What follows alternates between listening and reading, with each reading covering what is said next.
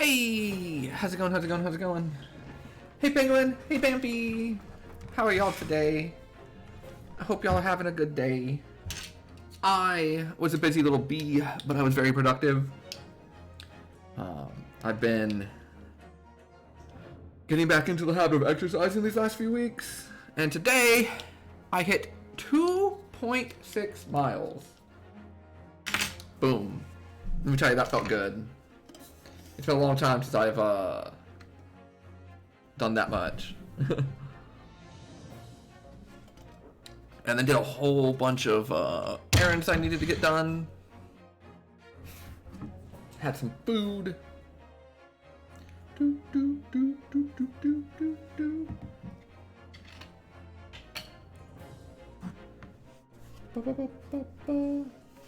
How y'all doing? What y'all been up to? Y'all have a nice little day?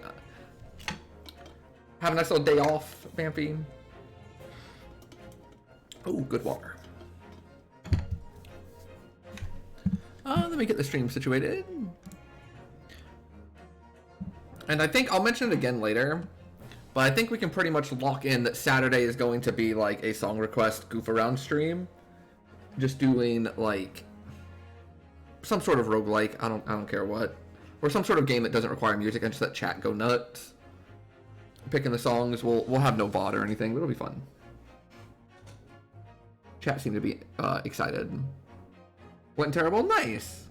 I'm glad to hear it. We're gonna play Great Ace Attorney Chronicles again. When we last left off, we met this guy who had a very fun way of speaking and incredible animations. So he seems nice, but he is in jail for being the lone witness of some girl that got stabbed. He's from Japan.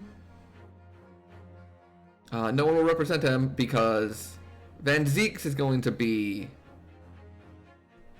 the other attorney or something. Right?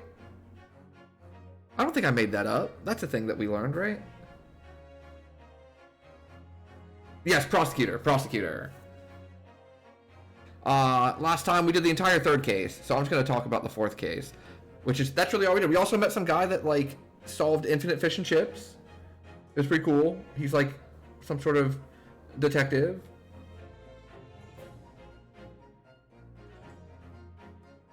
Today was so boring, you don't know what's going on since in the quarter. Hey! I guess we take the boring days, right? Like the boring work days.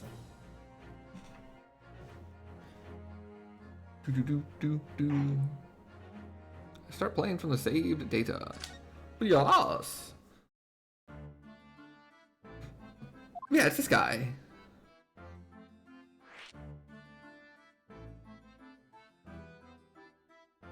Oh no! This must be the autosave. I must not have saved before turning the game off last time. Because we got to the point where we could go to the next place. So I'm just gonna like fast forward through all this. Which appears to not be a thing. Oh my gosh. Okay, so while this guy like rambles on, we've already seen okay, oh, how would I do it? Okay, it's off now. Oh, whoops.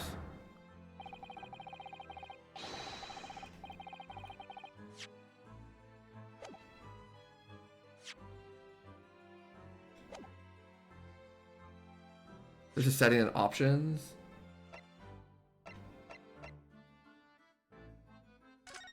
Oh, text skip.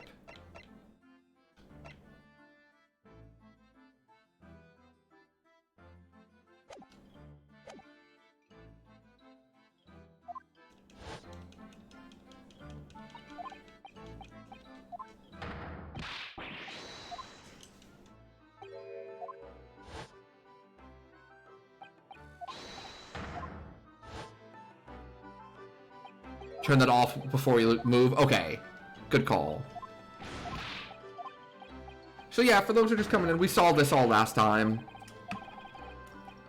But the cats just practiced chasing and murdering, and then they got some treaties. Let's go! Good job, kitties. The cats.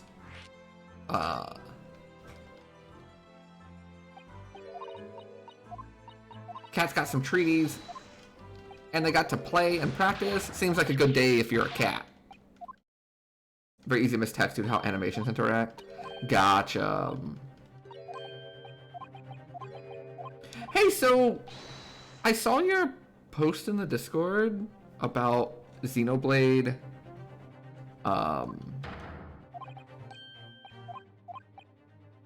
Giving you like a super cool class post game. How's that going?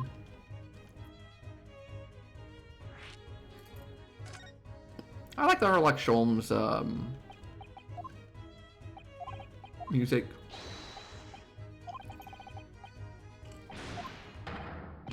Disgusting dietary discrimination devils! I love this guy. The stream title is one of his quotes from last game.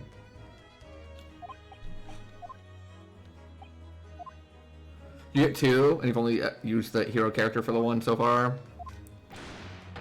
Are they like super fun? Or is the one that you've got played with super fun?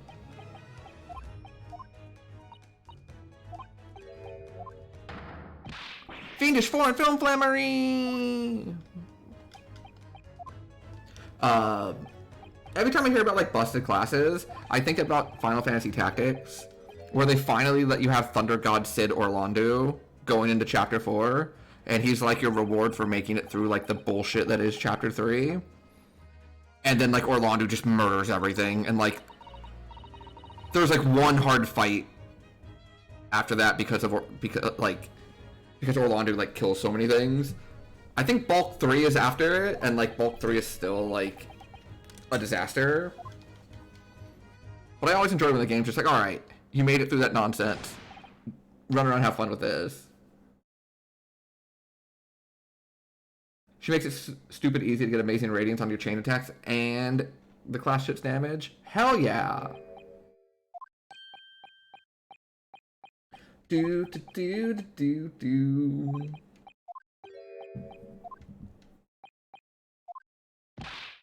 You haven't beaten your record, but it'll be easy to do with some slight party modification. Eyes emoji. Yes, when you inevitably get like the biggest number, please let me know. I just want to like send a wall of eye emojis to like some like, you know, 7 to 8 million number.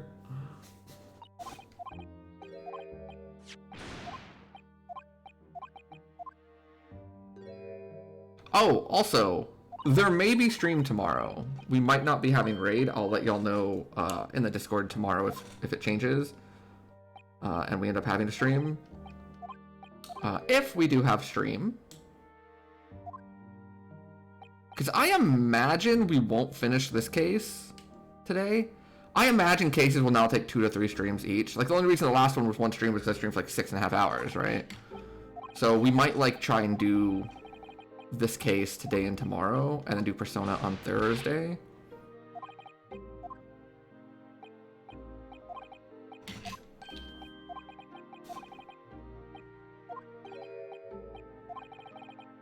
I like the video you posted, Penguin, of like the Miami game. It looked like something that would happen out at recess back when I was in school and we would play basketball.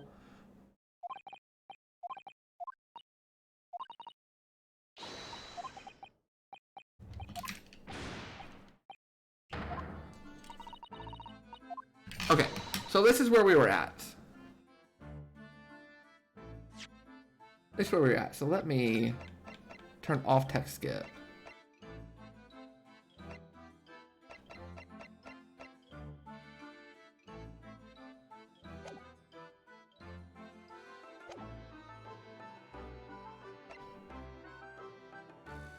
So these baseball games at 1, so it won't interfere with the Final Four. Nice! Yeah, I think we're only a couple days away from the Major League Baseball season starting. I want to say it's like Thursday or Friday.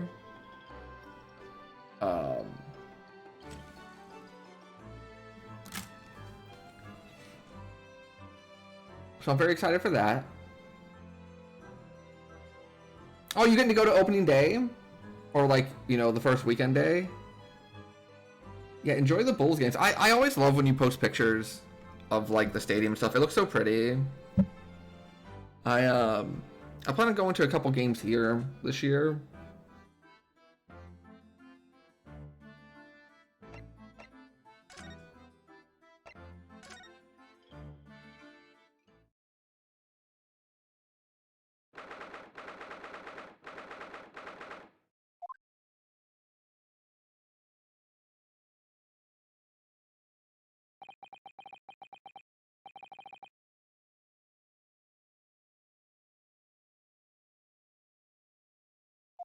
Briar Road. Okay, this is all new. Look, Mr. Naruhodo. Look at that regulation metal helmet. It's unmistakable. The men of Scotland Yard are here. They're investigating as we speak. That is their job, you know. But Mr. Naruhodo, to see one with my own eyes. They're often depicted in the adventures of Sherlock Sholmes, but I never dreamt I'd ever come this close. To a real Bobby's helmet. What? The helmet? Of course. I have to try one on one day. Well, hope your Hattie dream comes true. I also hope my Hattie dreams come true. I'm not like super into the helmet, but I do like my big floofy hats. Yo, it's Fish and Chips guy.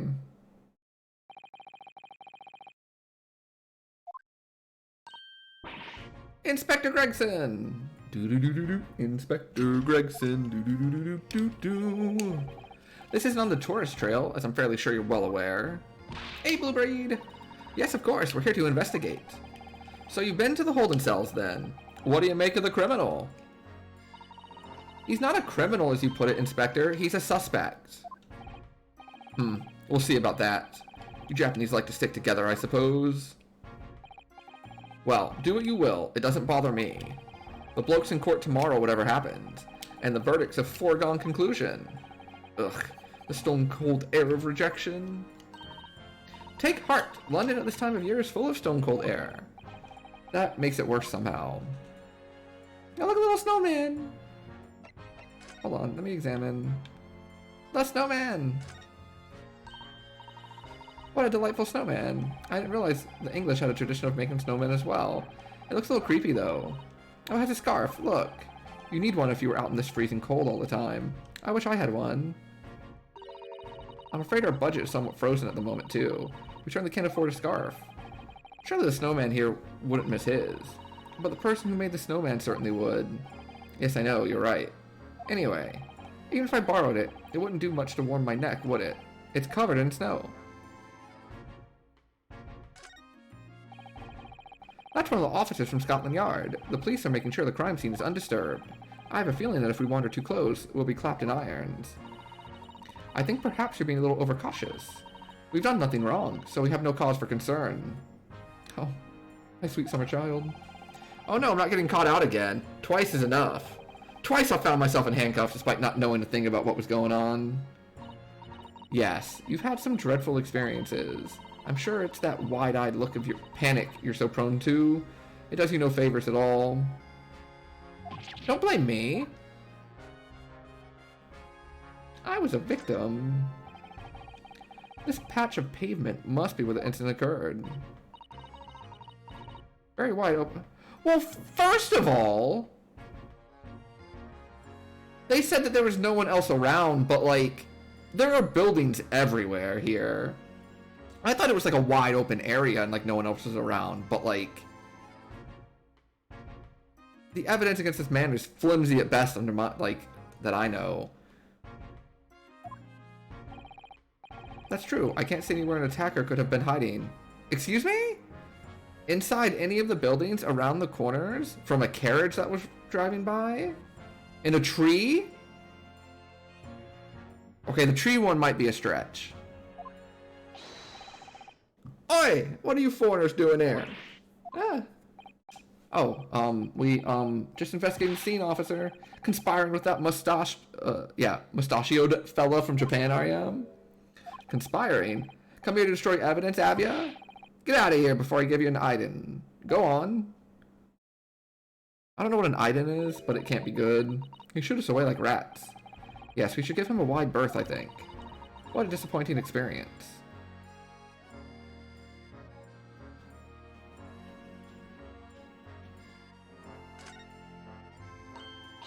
Oh, that's a Scotland Yard carriage. They use vehicles like that to rush the crime scenes and cart away criminals. Oh, hiding! As in Tan one's hide. Gotcha, gotcha, gotcha. You're very well informed, aren't you? It's long been a dream of mine to ride one of those through the streets of London. Well, just pick up a stone and throw it through one of the windows then. But that would mean being arrested in order to ride it. Wouldn't it? Still, if it's the only way, help me find a good stone. Sasato, no! I wasn't serious. Sasato was ready to, like, break some stuff. Oh. Alright, we got a bicycle with a flat.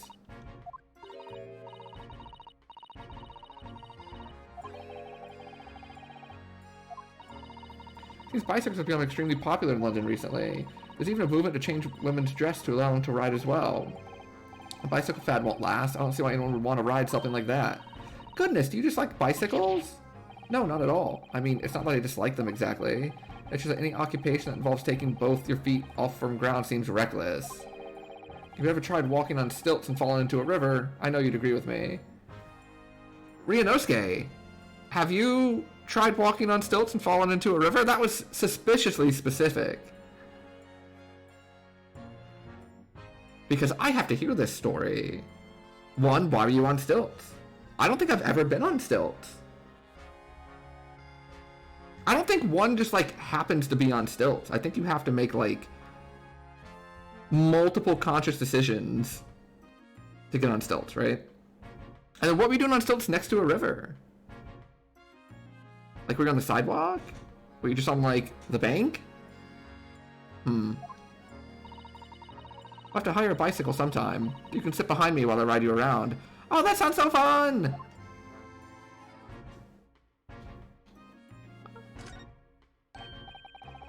The windows of that building there.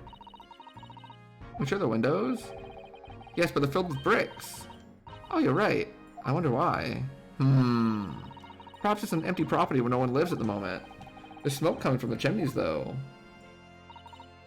Oh dear, everything still feels very foreign. There's so much we have to learn about this place. Yeah, I don't know much about window bricks. That's a new one to me.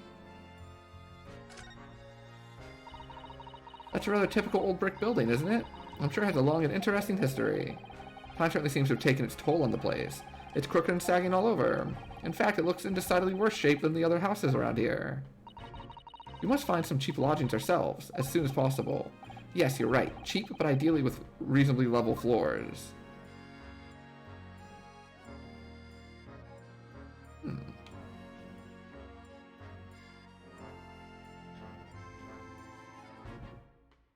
Aha!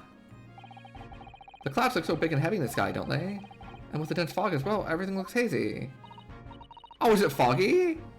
Well, if it was foggy, then, like, how are we sure that there was no one here? I can just make out some sort of spire through the fog. It looks like it's still being built, though. Aha, yes, that must be the Crystal Tower, being built for the Great Exhibition. That's to open in 6 months' time.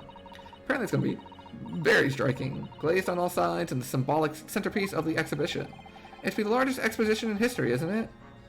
Can't even begin to imagine it. It does sound cool. You see all the black smoke rising from the chimneys over there? It says here that in Great Britain, many people heat their homes in winter using coal. The only chimneys I really remember seeing in Japan were on top of the bathhouse. Do you think some of those houses could be on fire? Not at all. Well, even so. That much thick smoke billowing up to the heavens is surely going to turn the whole sky black sooner or later.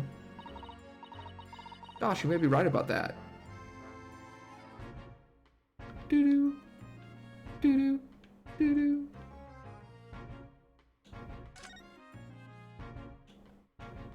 Oh, Okay. What am I missing, game?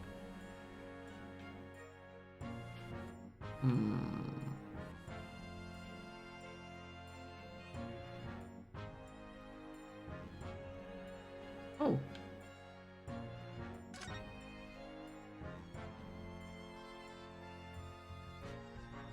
Aha! There are piles of snow on the pavement here and there, but the road itself is covered in carriage tracks. It seems carriages often travel down Briar Road. It soon disperses all the snow. I slipped over when I was walking down the pavement earlier. Seems like it would be far safer to walk on the road instead. Oh, but you're rather small, Mr. Naruhodo, and dressed all in black. I worry coachmen might not see you, and you could be flattened by horses. Well, thank you for the rather small concern.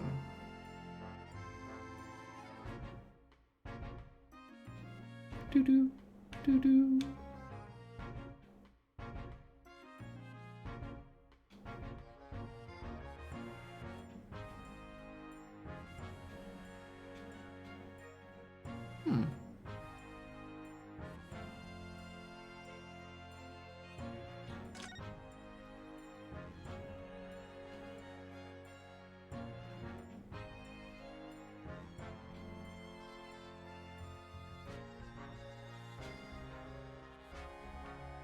Oh, well, now I'm confused.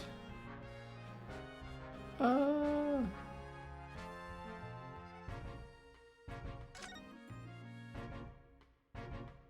don't see anything else. Well, they haven't pointed me in a direction of anything to, like, do next. Which usually means I'm missing something.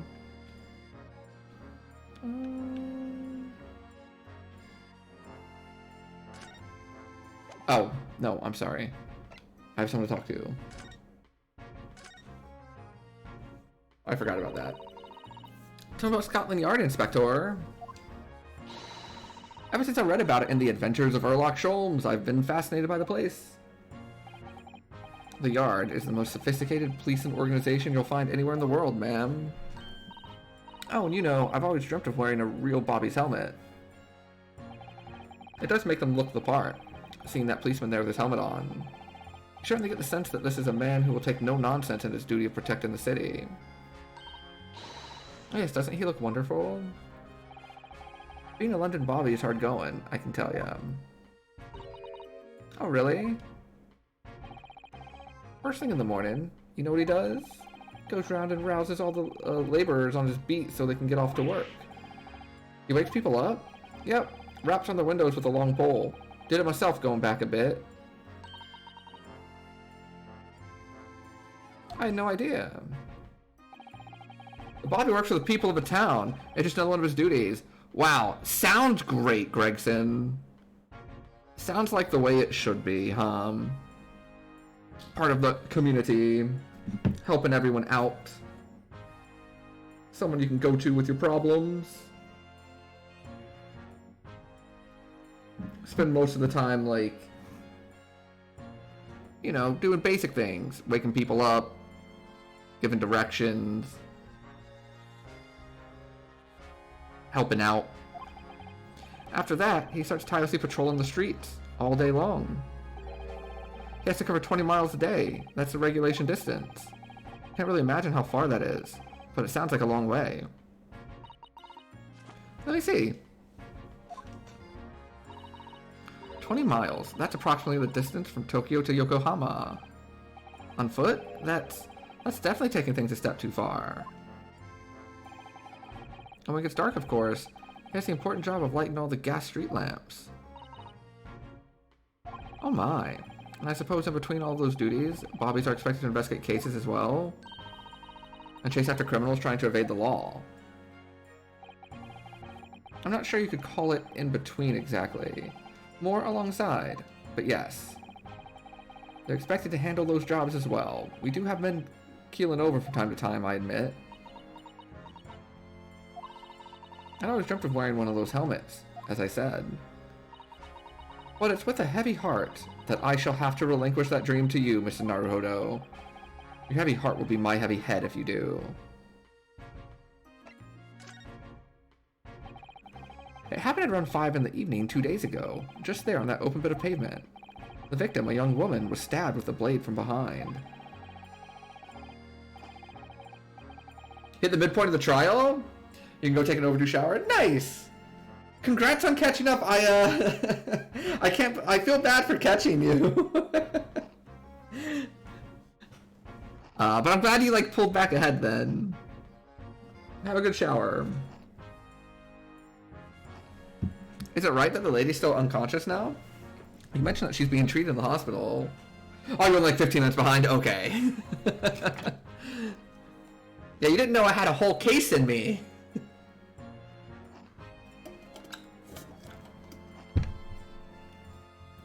Is it right that the lady is still unconscious now? You mentioned that she's being treated in the hospital. I never said she was a lady. Truth is, unless she comes around pretty smartish, we won't be able to find out much about her at all. I suppose that means they haven't been able to take a statement from her, of course. Here's a map of the local area. You can take it if you want. Are you sure? It's yard policy to give lawyers, defendant, suspects the odd bit of information to go on. I haven't actually accepted the job yet, but still. Thank you, Inspector. We gratefully accept. A street map of the local area has been added to the court record. Anyway, I'm gonna look at that now. Okay, so we're here. Meerschaum Street, Briar Road, Calabash Road. And it happened here? There is so many possibilities for what actually happened to this lady. It could have been someone that, you know, stabbed her through a knife or whatever. Because I assume, like, because the guy said he didn't see anyone, so I assume they, like, threw the knife. And then just, like, ran out back here. Or ran over here. Or ran over here. Or ran over here. Like, there's so many options.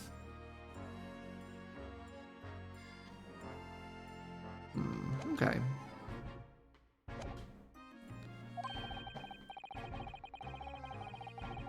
As far as we know, there was no one else on the scene other than the victim and your fellow countrymen.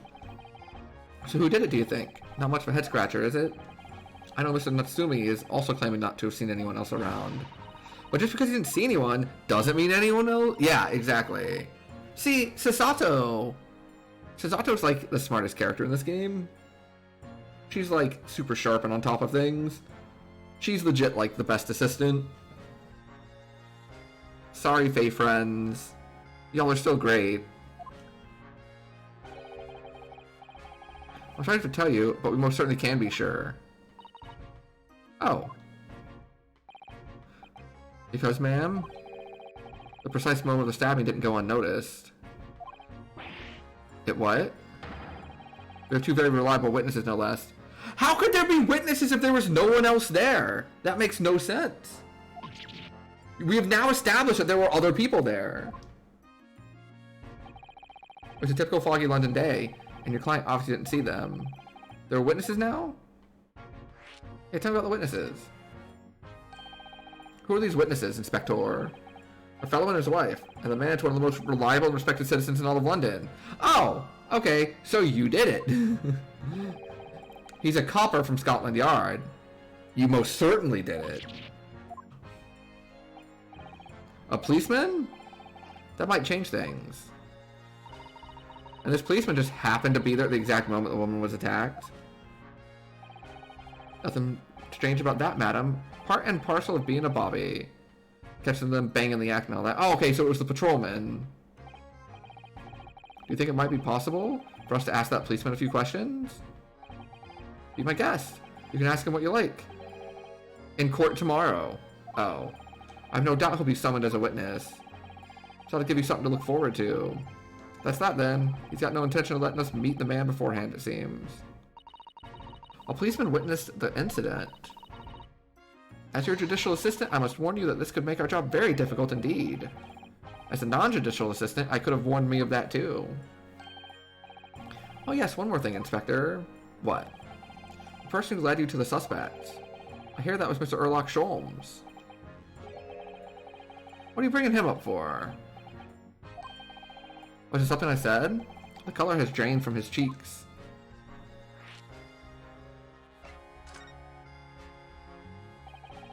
That twitchy Japanese bloke goes on trial tomorrow, and you're gonna defend him or not? Well... Makes no difference to me, but I will just say this. No London lawyer worth his salt would touch that case with a barge pole. Because the prosecution is being handled by the Reaper of the Bailey, you mean? Yeah, so we did know that. There's no way to save the man now. It's a waste of time trying. Because I said that, and then I was like, well, I assumed he was, but do we actually know that for sure? It is all a bit strange. Sorry. The Reaper, he hasn't appeared in court once for a good few years now. Yeah, he came out of retirement to try and put down McGilded, right? We did hear something to that effect. And the only people he usually bothers with are the real scum.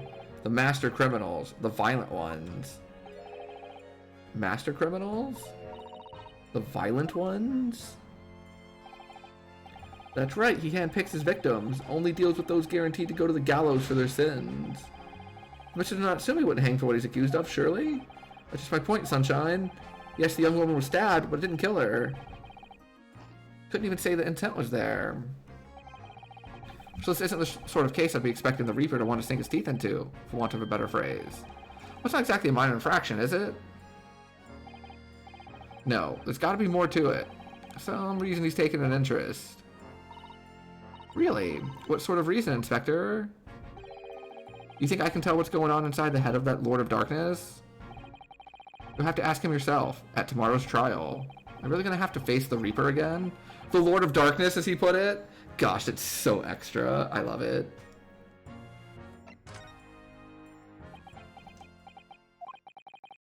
Who did you hear that name from?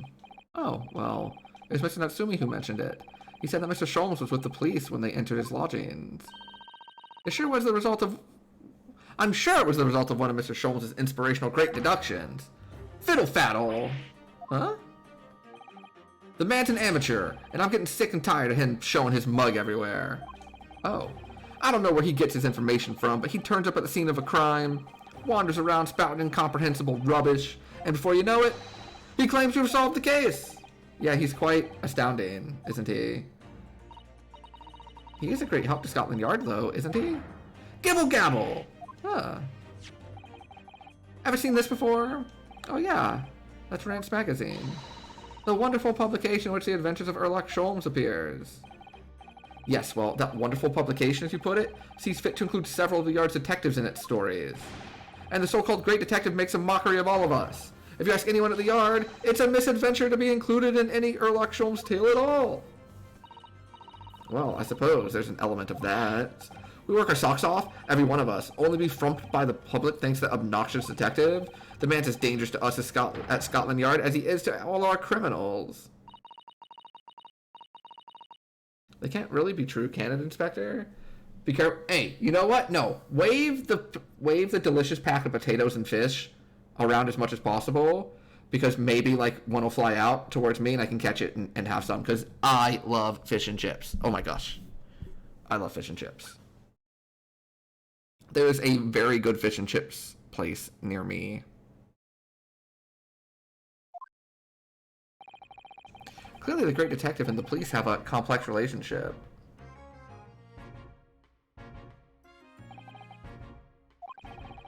I don't think we're going to get any more useful information out of the detective. Mr. Naruhodo, can I make a suggestion? Oh yes, what is it? Well, it seems to me that we must speak with him about this. By him, do you mean... Oh, I love seafood, Blue Braid. Well, so, I like a lot of seafood. Like yesterday I had crab legs. I love crab legs. I like crab legs more than lobster, but like I like lobster too. I love all sorts of fish. Salmon, haddock, tilapia, gosh, I'm blanking on like infinite fishes. Bass. You know, I like a lot of fishes.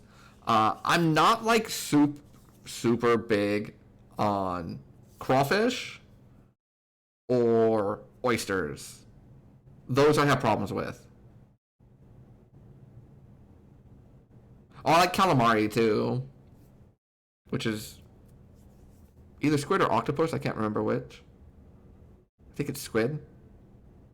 No, it's octopus. Whatever it is, I like it. It is squid. Okay. I don't think I've had octopus then. Um, but yeah, I really do like seafood. It's definitely squid. Okay. That was my first thought, and then like I started questioning myself. You had octopus on sushi, but wasn't a fan. Oh, speaking of sushi, Penguin, we were talking the other day after I had pho about like other things, and I had mentioned sushi and ramen, and then we talked about pad thai and something else. Something else. It was pad thai and Indian food. I was like, I know there's other things that I've been wanting to have that like I should have had ages ago and I haven't. And then I remembered another one, and it's Korean barbecue. I want to do Korean barbecue sometime because I've heard that's really good.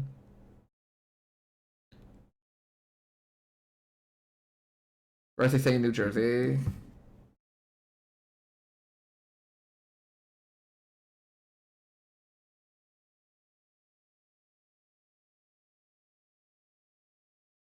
Pad Ki Mao? I don't know what that is.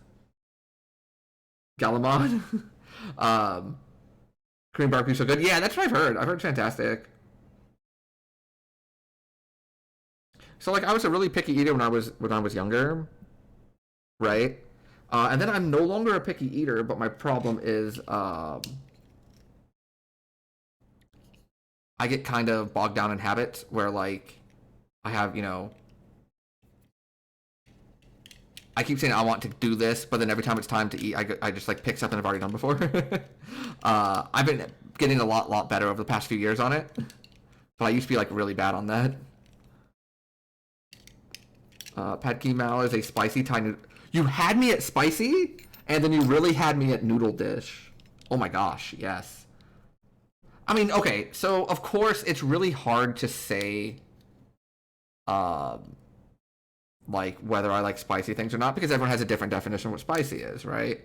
I have definitely been somewhere where like, someone asked me, do you like it spicy? And I said yes, and it was too much. And they were fine.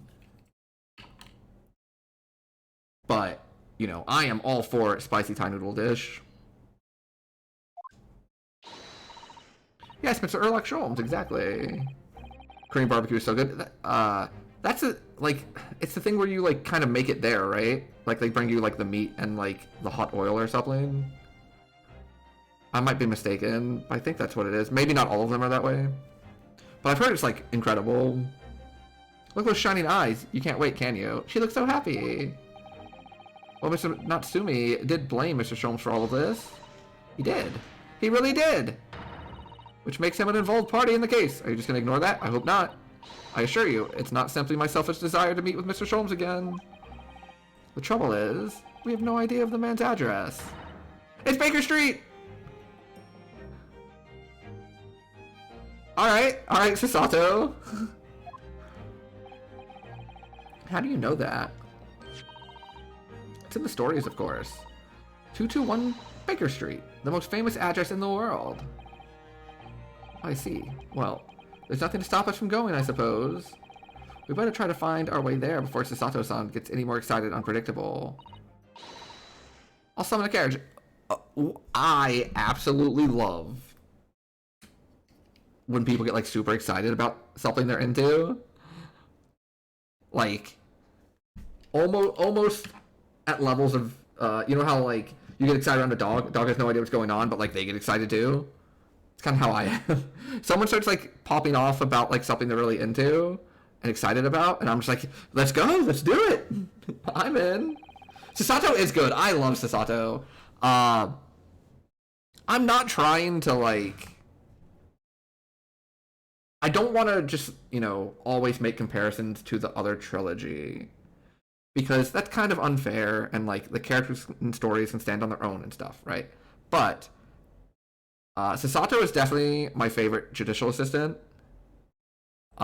Zeke's is like right there with Edgeworth and Von Karma.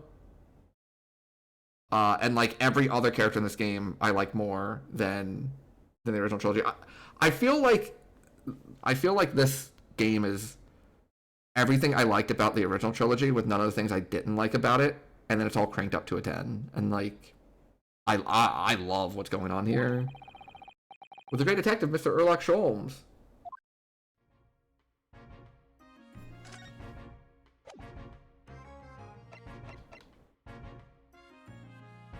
Present badge.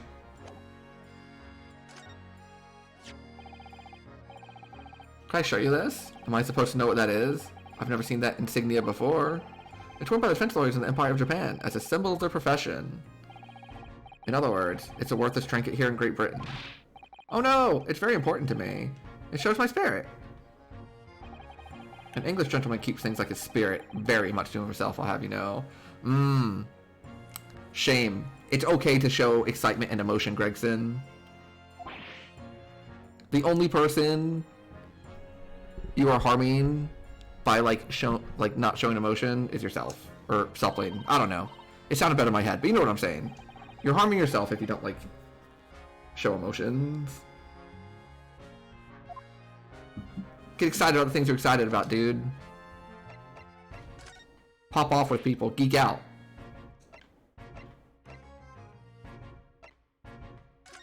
Sholmes is sweet. Oh, cutscene! And she got to ride a carriage! It's just a great day for Sasato, isn't it? Oh, I love her outfit. Thank you very much. It's just up there overlooking the street. Good day. Good day. Thanks again.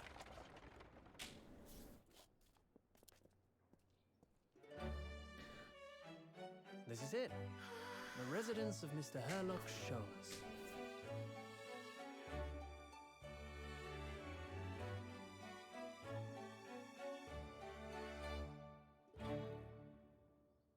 Hello.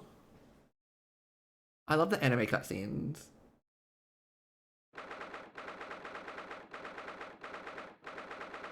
Oh, look at this house. So this is where the great detective makes his living. Feels surreal to be here somehow. Oh my gosh. Is as described in the stories, Mrs. Sasato? Oh, the one for Ryunosuke? Yeah, me either. Sasato? She's so happy! Many, many famous cases have been solved here in this very room. I suppose they must have been, yes. I've never read the stories, so it's hard to get quite as excited about it as she seems to be. Who do you think's more excited between Sasato and, like, visiting Sholmes and, Maya Fey when we got to visit, like, the set of the samurai show? The detective chases the villain relentlessly as he disappears into the fog down an unlit London street. Oh, the thrill of it, the romanticism. Can't you feel your heart thumping in your chest? Can't you, Mr. Naruhodo? Oh, I suppose I can, yes. So, if you don't mind, I'll just stand here and soak up the atmosphere. Please, don't mind me. She's obsessed. Well, it looks like our detective friend isn't home at present. Excuse me, is anyone home? Oh, do we have a visitor? Hey, it's you! Hello, is it a big new case for Mr. Sholmes? Hello. Wait, aren't you... Oh, how rude of me. I'll go and make some tea at once. I'm sure it's the same girl. Miss Sasato, did you see the girl who was just here? Oh yes, isn't it truly extraordinary? To think that the King of Bohemia came to this very room to ask Mr. Sholmes to take on his case? The King of Bowaria? King Wilhelm Gottsreich Sigismund von Ormstein, of course. Sorry, I'm drawing a blank. Forget the adventures of Erlock Sholmes for a moment, and look over there. The tea's brewed, and I have a freshly baked cake as well. Oh my god. See, everyone knows excellent hospitality. Whether it be Persona, whether it be Great Ace Attorney, everyone just wants to feed me, and I'm all for that. It's you. I knew it. Susato-san recognizes her too. Ah, there you are. Taking that with you as well. Yeah, cake.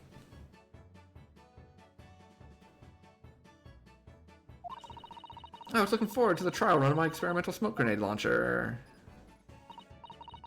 Oh, good day to you. I'm, well, the inventor, I suppose, of that machine. Oh, that makes sense. I thought, what's her name, Gina? I thought Gina had stolen it from Mr. Sholmes. But it looks like those two know each other. I've never met a lawyer from the Far East before. Poor you, having to get straight to work when you've only just arrived in London. Oh yes, it was challenging. Well, try this tea. It's my special blend, you know. Oh, her goggles have a heart bridging them in the middle. That's so cute. And there's hearts on, like, her sleeves. Gauntlets, maybe? No, don't think gauntlet is the word. Oh, thank you. Is tea supposed to look that color? Oh my, what a fragrant yet mellow flavor. Hooray, it's a winner! I tried blending different leaves designed to alleviate fatigue, you see. You must be exhausted after your long voyage here, and you have another ticklish trial tomorrow. Oh, and you're to defend a Japanese man. I do wish you lots and lots of luck. Did Mr. Sholmes tell you about us by any chance? Oh, you know Hurley, do you? Hurley? Mr. Sholmes to you, surely. Mr. Sholmes was a fellow passenger on the boat that brought us to Great Britain. Was he really? Well, I had no idea. I'm afraid Hurley's out on an errand again today. Even though he's just returned from overseas. Wait a minute. We met this girl for the first time ever yesterday after the trial, and only briefly at that. How on earth does she know so much about us? Did she deduce all those things, do you think? And perhaps more to the point, why is she here in Mr. Sholmes' suite? Oh, silly me. I haven't introduced myself, have I? Who are you? It's a great pleasure to meet you both. My name is Iris Wilson. Hi, Iris. I think I can remember Iris. Girl with pink hair. Pretty cool. Yeah, I feel like that seems familiar to me. I live here together with Hurley. Ah, Iris, is it? What a lovely name. What? What's the matter? No, wait, this can't be. Did you say that your name is Wilson? Oh, is she supposed to be Watson?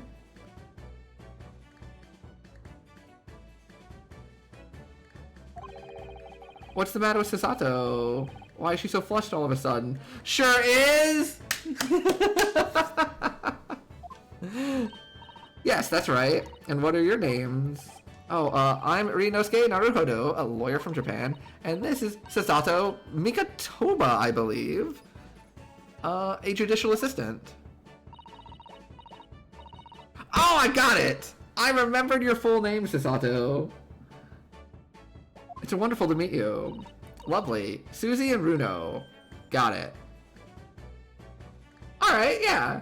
I'm on board. Hey, Rosa, thank you so much for the raid. Welcome on in, everyone. How was the rest of your stream today? We're playing through the Great Ace Attorney Chronicles, trying to solve a mystery. This is our new friend, Iris. She's pretty cool. Hi, Sandman. Welcome on in. How was the rest of your stream? Thank you all for sending everyone here. I really appreciate it. Let me get you all some shout-outs. Oh, I pressed the wrong button. Oh, nope.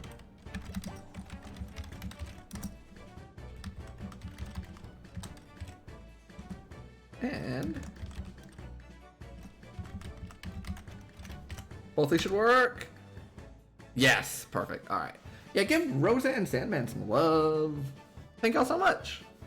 How'd the rest of the Final Fantasy 14 go?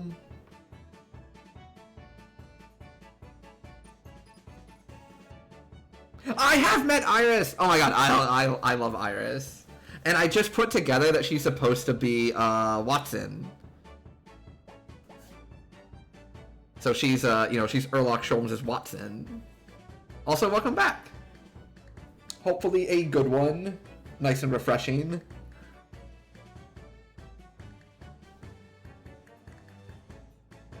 Doo-doo.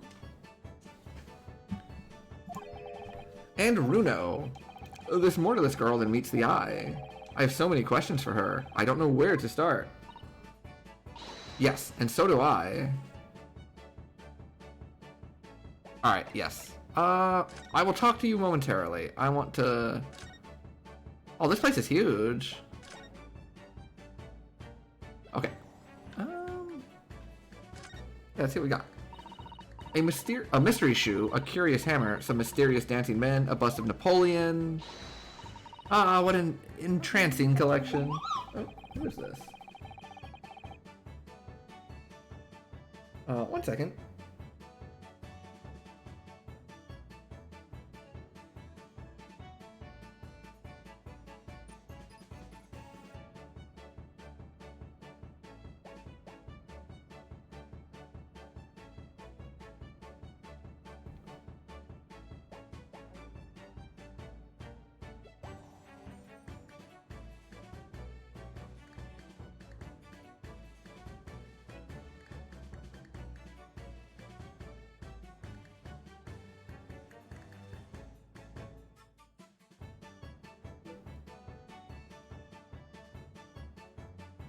This is the first time in my life that I've seen a lonely old shoe displayed as an ornament.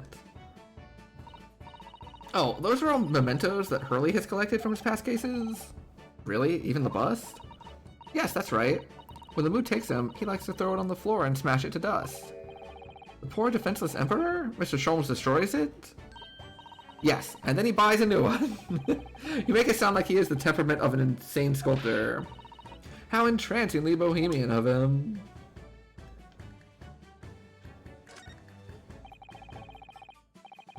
What a beautiful English tea set, and so neatly arranged.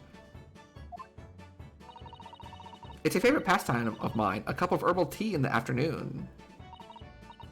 Tea made of herbs?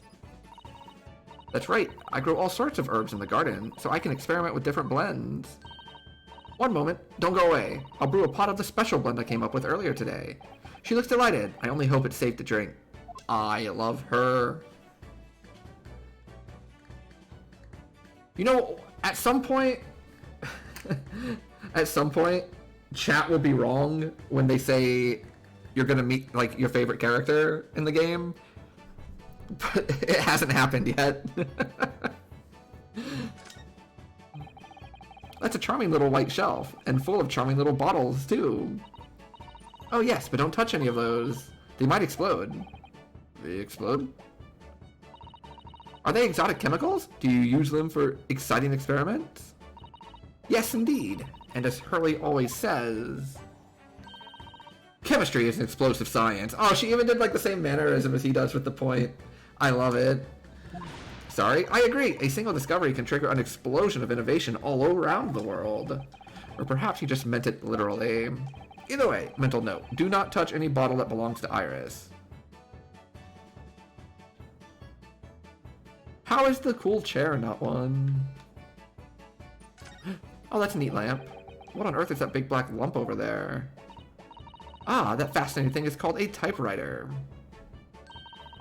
It's a machine that allows you to write on paper without needing a pen. And wizardly quickly, too. Ooh, that sounds like it could be very useful for someone like me with terrible handwriting. Sometimes it's just a nice chair, yeah. But it is a cool looking chair.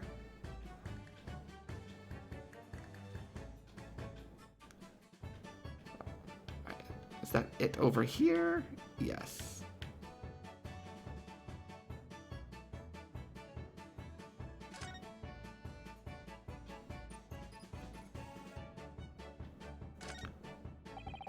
It looks like that huge metal chest is being used as a table for tea and coffee.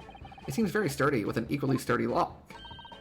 Miss Naruhodo, you mustn't go around opening things. I always have to keep an eye on you, don't I? You're very mischievous. How did you come to that conclusion?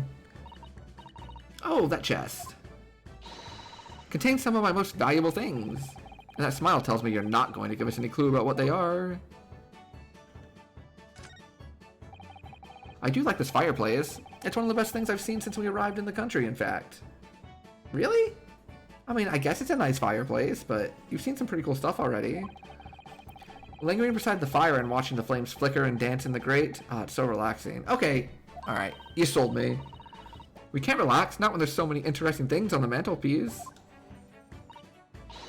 Oh, it's just as what's described in the stories. It is? Yes, exactly. Inside that Persian slipper, for example. Are my chocolates for 11s? 11s? I don't know what 11s is. And transfixed by that large jackknife is my shopping list for the market.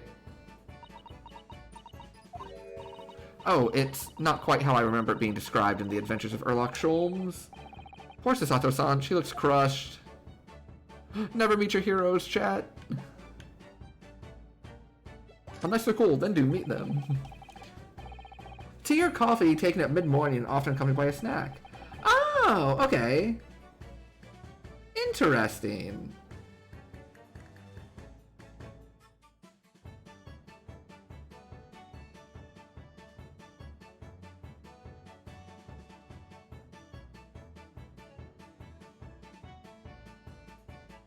I guess that's what they call that thing that I always, you always see in like the prim and proper shows where like they bring a whole like tray of snacks and tea, like little cakes and cookies and stuff. There's all sorts of these on shelves. Chemistry apparatus, books, papers, lots of things I've never seen before. It's all heaped up so high, I can't help feeling that the whole lot is going to topple at any moment. I keep telling Hurley not to cram so much on those shelves. Good advice. He wanted to look something up in one of those books a while ago. But it was so tightly wedged in, he couldn't get it out. So he went and bought a new copy instead. That's likely high tea, which is like a late afternoon thing. Oh, okay. Gotcha. So that's a, that's late, like an evening thing. Gotcha. Once again, learning stream.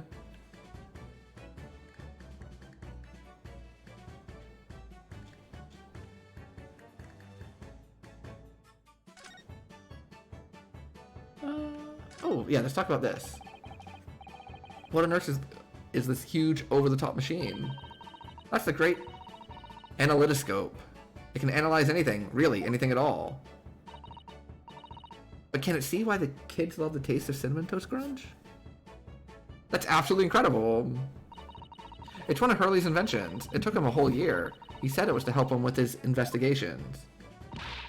What sort of things does he analyze with it, do you know?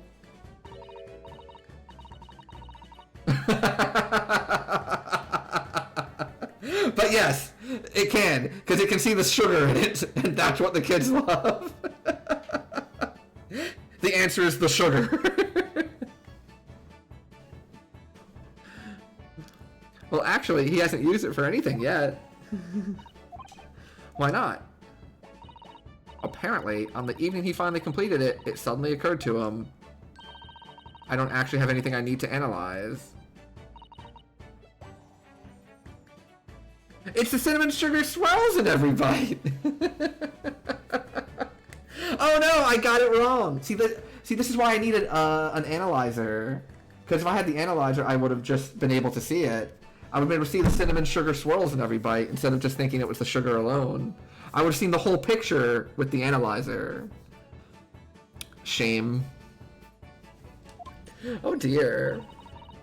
How about you, Runo? Do you have anything you'd like to analyze?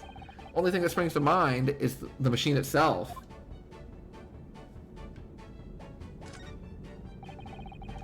I've investigated thoroughly, but I can't find anything out of place.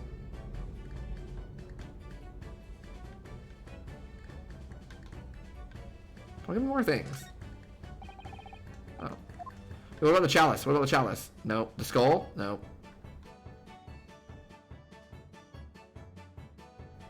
Oh, the violin. Ah, I've seen pictures of Western musical instruments like this. It's called a violin, isn't it? Of course it is. Mr. Sholmes is renowned for his violin playing. Oh, really? Absolutely. It's often explained in the stories. It's inspirational. Inspirational! I do love the violin. I mean, I can't play it for shit, but I love me some violin, some strings. I immediately started playing the koto, which was the closest Japanese stringed instrument I could find. What a shame you couldn't bring it with you to London. Oh, yes. Well, Papa was beaming when I asked him if he would buy me one. But after a while, he asked if I would only practice when he was out of the house. Shoutouts to my, like, 4th grade music teacher giving us all little recorders and telling us to practice at home. So my poor parents had to listen to hours of hot cross buns on repeat terribly with a recorder for like two to 3 weeks. So now it's merely an ornament in my room. Oh no. Oh no. Chat. If I had a webcam right now, what I would do is I would pan it to my left, your right. And you would see this keyboard sitting here, this piano keyboard, that I swear I've played like 3 times. Although the 3 times have been recent. Or 2 of the 3 times have been recent. That I bought last year because I was like, I'm gonna learn how to play this. And now it's just like an ornament. That must have been an awkward conversation. Oh, an achievement! Second-rate strings. Cool.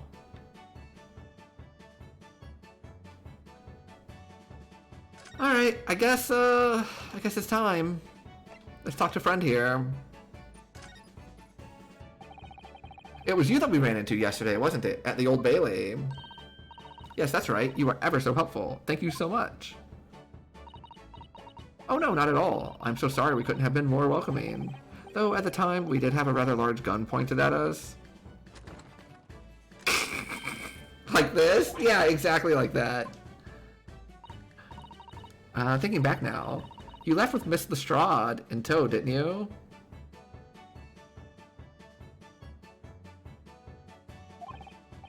Oh yes, that awkward witness, Gina Lestrade. Oh, Jenny? Yes, she's a professional pickpocket. So we found out. It was very naughty of her to pinch my invention like that. Are you referring to that trial-disrupting gun-like contraption? Exactly, so I followed her, you see, to get it back. Perhaps I should think about fitting a self-destruct mechanism in my inventions? This girl is dangerous. Anyway, I brought Jenny back here after that, so she could apologize to my trusty technician. Sorry, your technician? Hurley, of course, silly! Hurley? Yes, Herlock Sholmes. We live here together. I had no idea the great detective had such an interesting young daughter. Daughter? Not likely. What? I wouldn't call him Hurley if he was my father, would I? Well then, what is your relationship with Mr. Sholmes? Well, I expect you found out that lodgings of any kind in London are very expensive. So the solution is to share the cost with a partner, a roommate. Your roommate? I hope you don't mind me asking, Iris, but how old are you? 10 at last this year. Oh, what of your mother and father? She's a lot younger than I thought she was. When she said roommates, I was like, oh, okay, so she's like 20 or something? Oh no, they're not around. Oh, I see. I wonder what the story is there. Oh yes, there's something I must ask you. Of course, go ahead. Nice try, but it's still an anime game?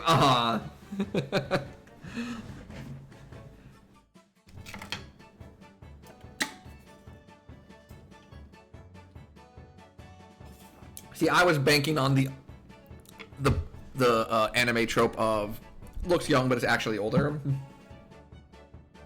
Guess Hisato's age and look her up on the court record.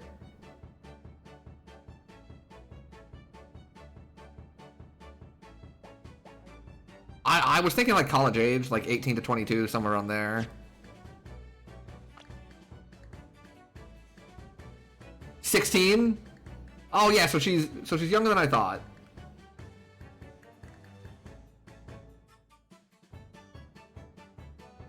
Because like she was a judicial assistant, so I thought, you know.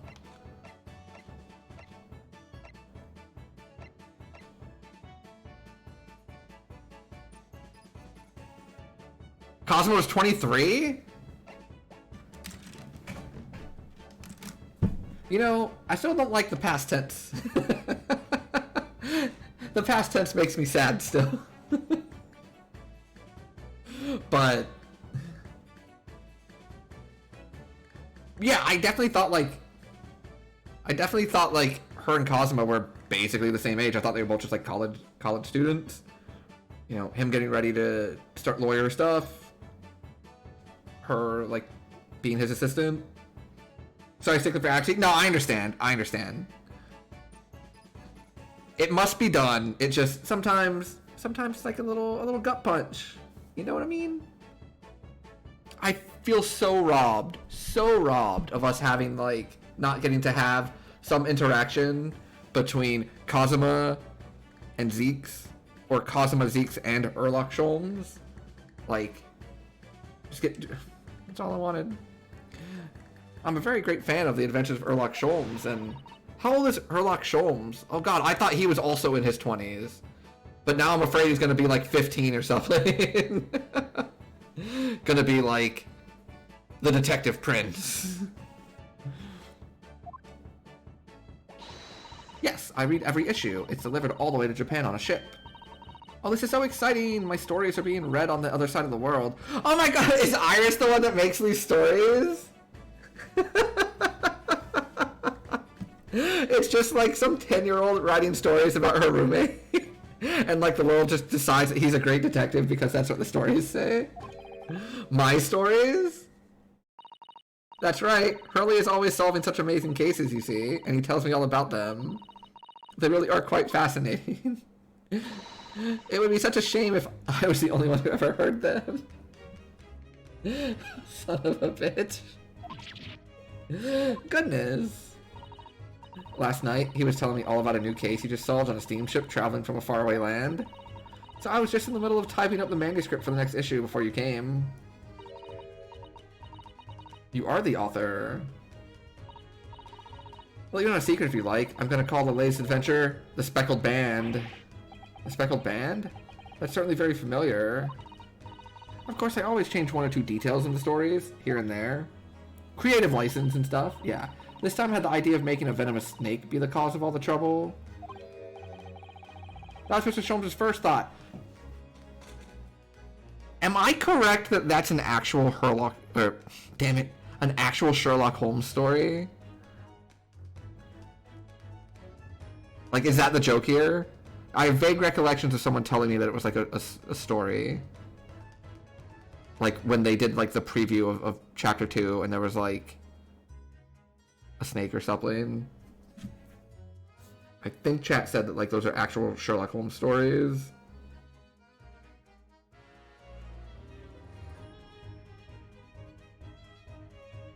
Yeah, incredible. And of course I know that a snake might not be a credible fit for the facts of the case exactly. But it's a story, some poetic license. See, I use creative license, but that's fine. It's justified to make it more thrilling. So do you mean to say, are the stories about Mr. Sholmes that are published in Rance magazine all written by me? Yes, on my wonderful and very modern typewriter. I remember the name Hound of the Baskervilles. I think I read that one in high school. Rance magazine is an anagram of Strand, which is where the original stories were published. Oh, I did not know that. Fascinating. That's really cool. Yeah, I think... So I think I read Hound of the Baskervilles. I don't remember a thing about it, and I think it's a Sherlock Holmes book, but it's like... It's like Cask of Monte Cristo? Or...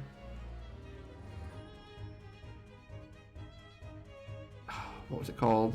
Hold on, let me search. But maybe that wasn't a Sherlock Holmes thing. I keep wanting to say Sherlock Holmes when I'm trying to say Sherlock Holmes.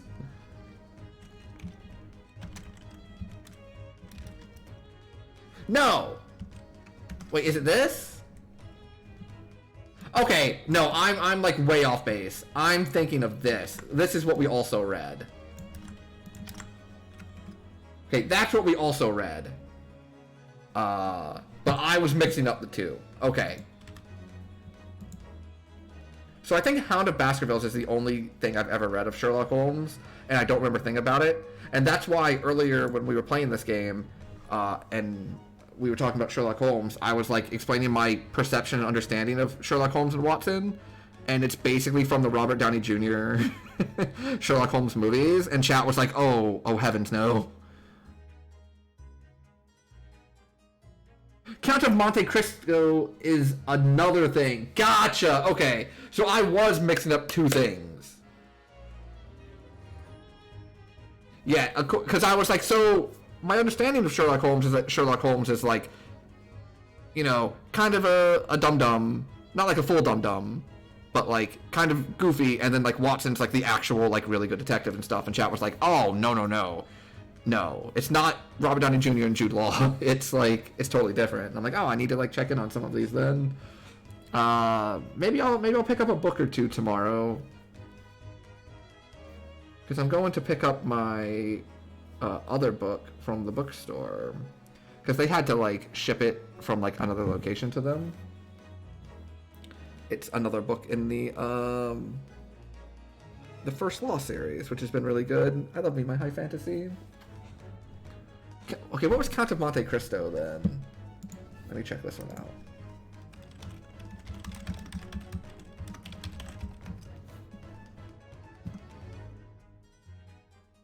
Oh, okay, Count of Monte Cristo is Alexander Dumas. Okay. Gotcha. I know, I'm almost positive I read that then in high school again.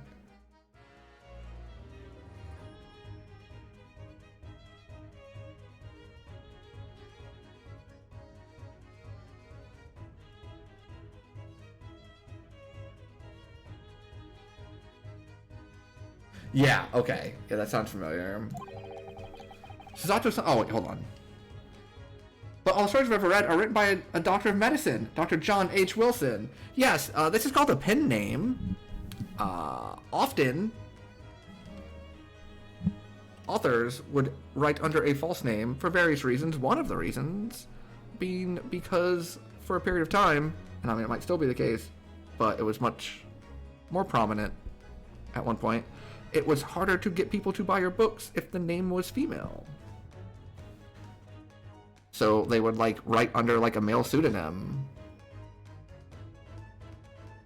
so that, you know, people would read their works, which were like incredible. Although I cannot think off the top of my head some good examples of that. I just know that that is a thing.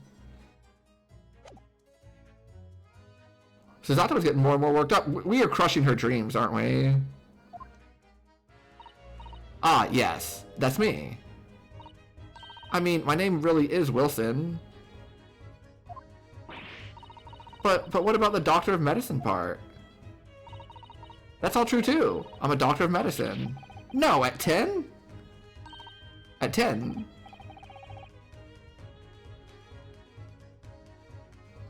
Yeah, I think pen names are like kind of rad. I like them. I know that like sometimes very famous authors that were like focused on specific genres would write things under a pen name sometimes when it was something like totally different because they didn't want like, you know, people to be expecting one thing and getting another. I think Stephen King was like really big, like did that a few times.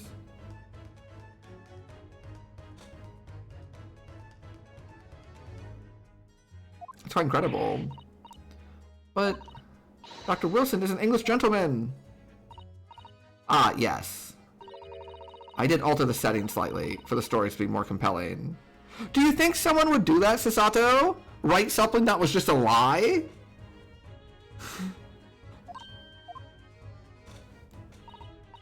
Well, it sounds a little strange, doesn't it? A great detective with a 10-year-old girl in tow? Hi, Nori! I watched you stream some Seven Sirens yesterday. It was very fun to watch. I need to check that game out sometime. Because I've only played Pirate's Curse, so I need to check out Half Genie Hero and Seven Sirens at some point. I love Shantae.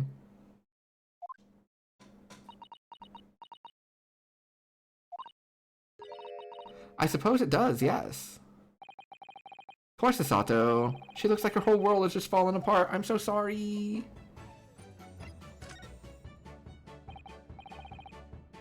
Seen some I have 4 other games I need to check out. Yeah, because there were some before Pirate's Curse, right? Pirate's Curse was in fact not the first one. I still think it's funny that for the longest time I didn't even know that there were transformations in the games because the only one I played and saw was Pirate's Curse. So when I finally saw Half Genie Hero, I'm like, whoa, you can like turn into animals? Oh, there's one after Seven Sirens? Oh, I didn't realize that. Wow, they've been... Because I still remember when like Half Genie Hero came out. About before. What's on your mind? Do tell me. How did you know that I was a lawyer and we just arrived in London, I mean? Oh, one after Pirate's Curse but before Seven's. Oh, I had no idea.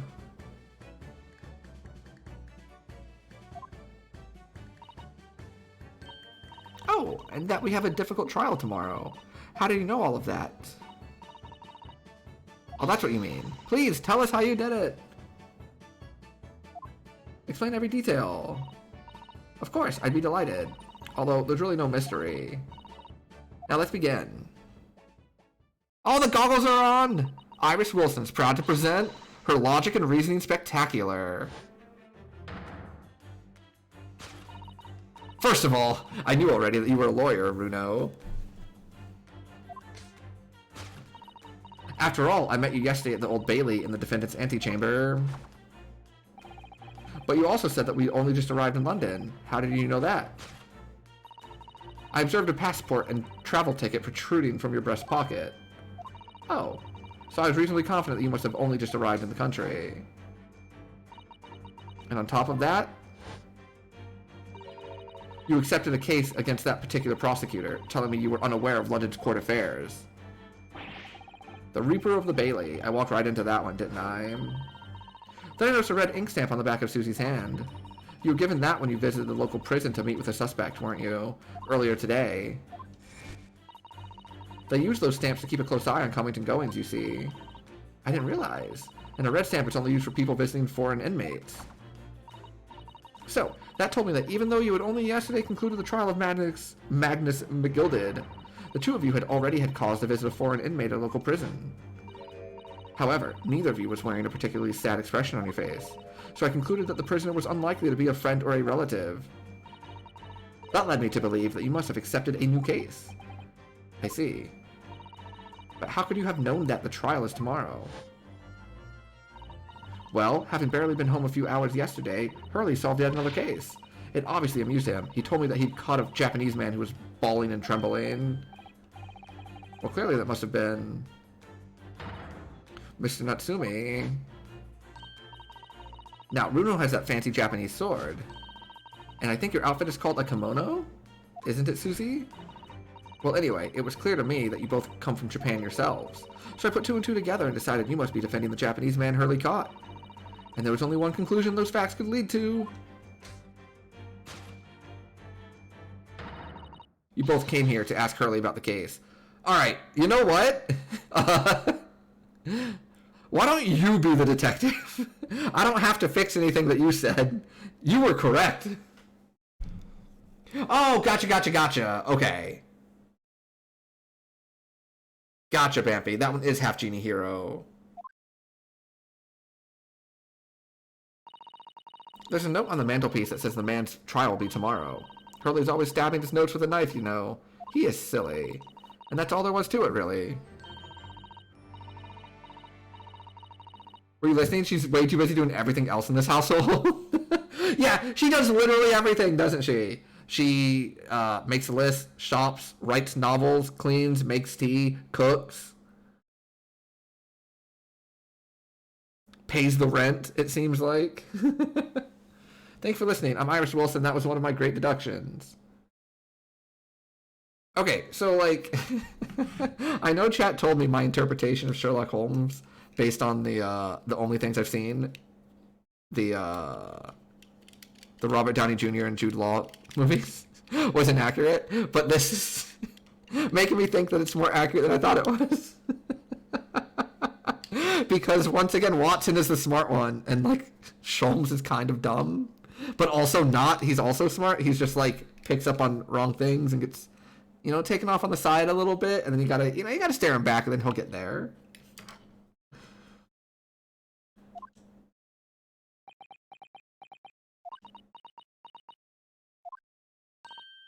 Well, was it a winner? Were my deductions correct? Yeah. They were spot on. That was amazing, Iris. Truly a great deduction. You even managed a certain suppling of Mr. Sholmes' delivery. Oh well, I was just copying Hurley's style for that. This is really very good news. You could tell us all about the case involving the Japanese man. You will, won't you? Please? The case of the Japanese man. So yesterday, Mr. Sholmes apprehended a Japanese man, you were saying? Yes. Hurley had just arrived back in London after his sea voyage, but the police were waiting for him at the railway station to take him directly to the crime scene. The great detective is a popular man. Apparently, a woman was stabbed on a quiet street somewhere in town. There were witnesses who had seen a short, shifty-looking, stooped man running away from the scene. Short, shifty-looking, stooped man? Mr. Natsume beyond any doubt. Saseki-san said that he didn't see anyone else on the street at all, but it seems there were witnesses after all. Hurley used his great detective powers to determine the man's address. There was a lodging room very nearby. He went directly there with the police. And what did they find? A short, shifty-looking, stooped man, shivering in fear. Mr. Sholmes' great deduction certainly hit the mark that time. Of course it did. He's a great detective. Still, that means the incident occurred only 2 days ago. Surely tomorrow's too soon for the trial. Definitely. We have no time to investigate properly. Hurley says that London is rife with crime. Scotland Yard is doing its best, but they can't stay on top of it, apparently. Oh dear, I hadn't realized the situation was so dire. That's why they can't afford to spend too much time investigating cases and trying the criminals in court. Staff and money are both short. Crimes are usually pinned on the first suspicious person. Well, that doesn't seem good. That's terrible. I suppose it's the harsh reality of the workings of the world's greatest justice system.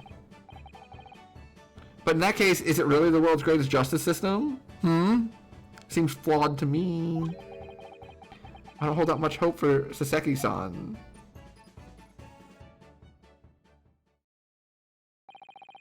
Thank you for answering so many of our questions. This has been very informative. Oh, you're most welcome. I've had so much fun. Do you happen to know where Mr. Sholmes is? As you guess, we'd like to ask him some questions about this case as well. Well, I expect Hurley is still investigating the scene. Of the case involving Mr. Natsume? Yes. Mr. Natsume? Hurley said he was going to the man's lodgings. If you leave now, you'll probably catch him there. Iris, do you know where those lodgings are? Well, I imagine the police are still investigating the scene of the crime themselves, aren't they? Did you happen to come across a detective by the name of Gregson? Yes. Goody. In that case, give Gregsy this from me, would you? If you do that, I'm sure he'll tell you what you want to know. What is this? A 5-shilling piece and a postcard, it seems. Iris's postcard. It reads, "Tell the gentleman in black whatever he wants to know. I trust that won't be a problem."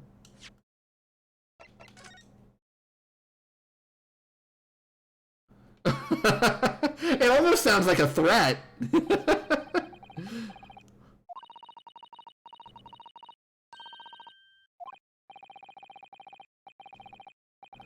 But the message is very ominous. I'm sure it's simply the way you're interpreting it. I don't know. Okay, look. I might be notoriously bad at, like, interpreting text and like context of text, right? But that sounds a little like a threat to me. I think we'll just make him munch piping hot chips until steam comes out of his ears. That wouldn't be entirely terrible outcome. This is a 5-shilling piece. I believe it's called a crown. You can train a Scotland Yard detective to do whatever you want with just a single one. Iris must be the most powerful 10-year-old in the world. How much is 5 shillings? What's it really worth? Probably enough to buy all the chips the inspector could possibly eat in a whole month. That's greasy. Sounds delicious.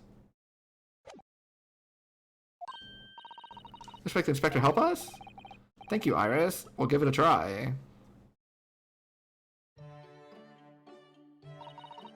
Good luck then. I'm going to return to writing my manuscript, The Speckled Band, and I'll be making more special blends of tea. So come back again soon. We'd be delighted. Thank you so much, Iris. Well, Miss Naruhodo, it's back to the scene of the crime. So, somewhat dubious that they would exert any influence over the men of Scotland Yard at all. We headed back to the scene with Iris's curious note and one of the world's heaviest silver coins in hand.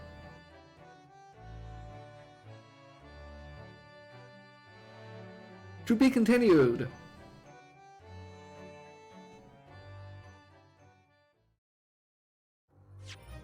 I would love to save my progress.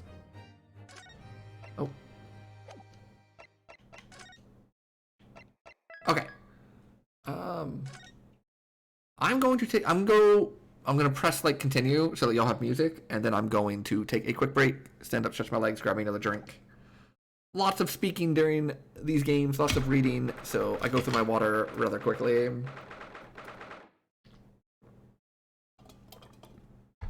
Like I said, I'll wait until I get some music for you. It looks as though the police are still here, carrying on with their investigation. Okay, so I just want to say, you know how on the ship, Sherlock Sholmes would be like doing stupid things like hanging from the coat rack hook or whatever, and you'd have to like kind of find him while he was doing something silly? I want so much for at some point in this investigation. Let's look at that silver tip Iris gave for him. I want so much for Mr. Sholmes to be inside the snowman. Okay, I will be right back. Let me put on the break screen for you. I want to thank you all for hanging out. I hope you're having a good time. Oh, this is not what I wanted. And thanks again, Rosa and Sandman, for those raids. I really appreciate it. Thank you for sharing your community with me. But no, how good would that be, right?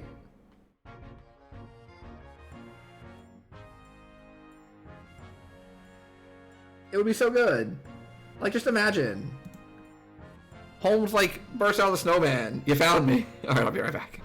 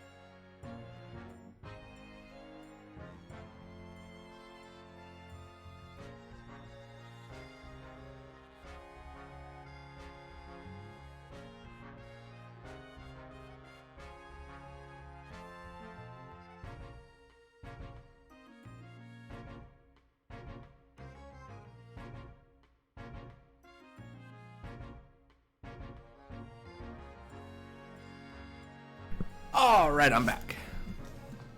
Thank you for being patient. New water received. Oh, let me get this screen back for you.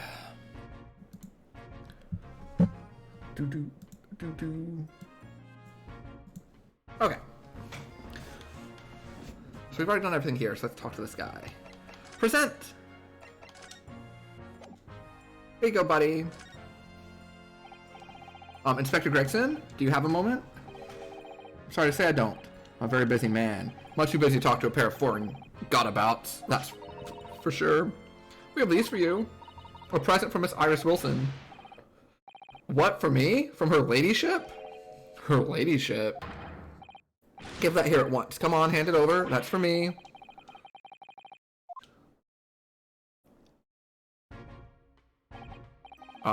What was that coin exactly? It's a silver crown, obviously, but it's a lot more than that. It's, well, it's an appearance fee. That's what it is. An appearance fee? Oh, I see. You mean... That's right. For the adventures of Erlock Sholmes. Her ladyship always offers me a little financial reward for featuring me every time. Yeah, I believe you do have to pay people if you use their likeness in your stories, right? I think that was like the entire plot of one of those like Kevin Smith movies, but I don't remember which one.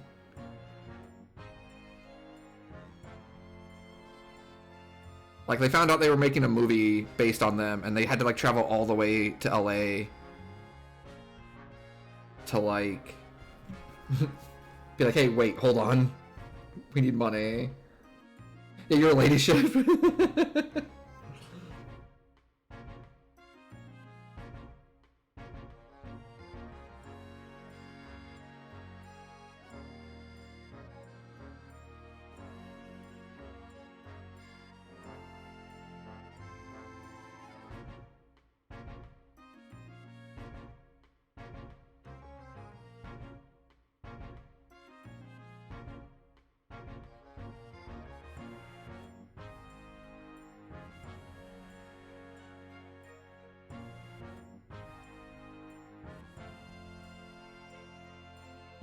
Of course, I know all about your exploits, Inspector. I read them avidly. Of course, her using my name without my say-so does make me the butt of a lot of unpleasant jokes.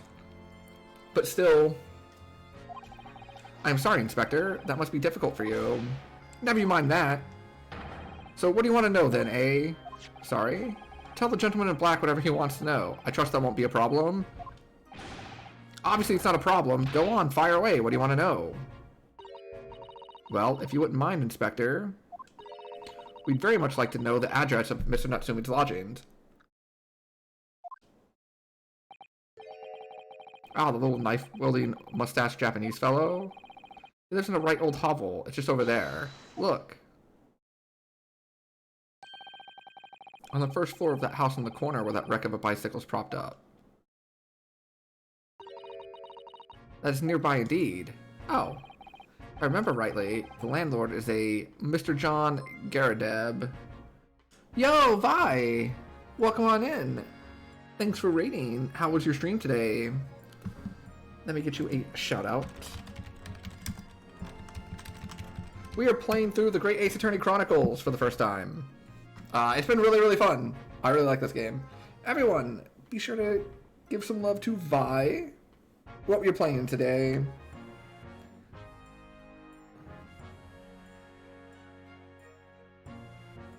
Hi, Magifist. Welcome on in.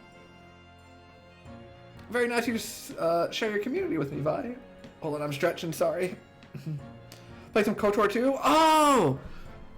I played some of the original KOTOR, and I was like super into the story, but like the gameplay was a little clunky, and I ended up falling off the wagon on it. But I have heard that KOTOR is so good, and I heard they were like doing a remaster or a remake or something. And I am very much looking forward to getting around to playing that, because I've heard it's like incredible, and it's one of those ones where every time I like mention it, People are like, oh my gosh, you have to play this and don't look into anything. I'm like, okay. How far did I get in that? I think I had just gotten like, I want to say I had just gotten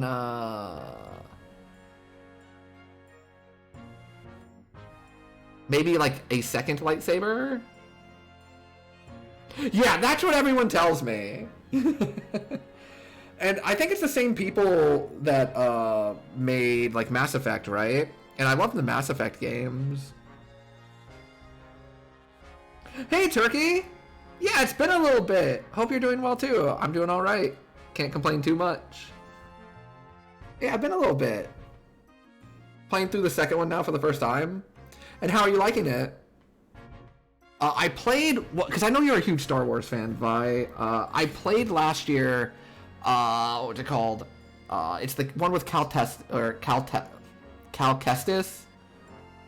I think it's Jedi Fallen Order. Yeah, Jedi Fallen Order. It was really fun. I really liked it. I'm looking forward to eventually playing the second one that's coming out soon. Yeah, Fallen Order was so good. I really had a good time with it. I think you played through both of them a couple of times with the restored content mod. Yeah, I really need to like get better at, you know, using mods for some like older games where people have taken the time to like improve the quality of life stuff. That sometimes turns me off.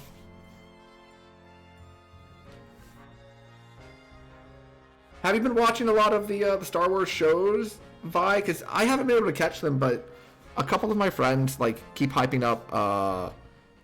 Oh, what is it called? Andor? Saying it was like really, really good.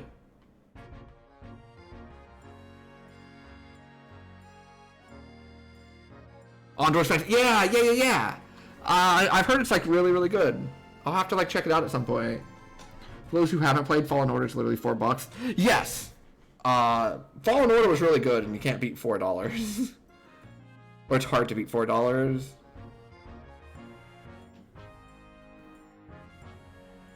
Deep into the shows? Nice! Yeah, from what I've been able to tell, because one of my friends is like a massive Star Wars fan. And they like very, very, very, very much appreciate all of the shows that are out now. Even like the ones that haven't been like super critically acclaimed or anything. Like I heard a mixed bag on like the Obi-Wan show, but they liked that one too. Which is pretty cool. It's nice to see people that like something getting to feast on, you know, a ton of content for it. Yeah, I think the new Jedi Fallen Order game's coming out, right? It's like Jedi Survivors or something.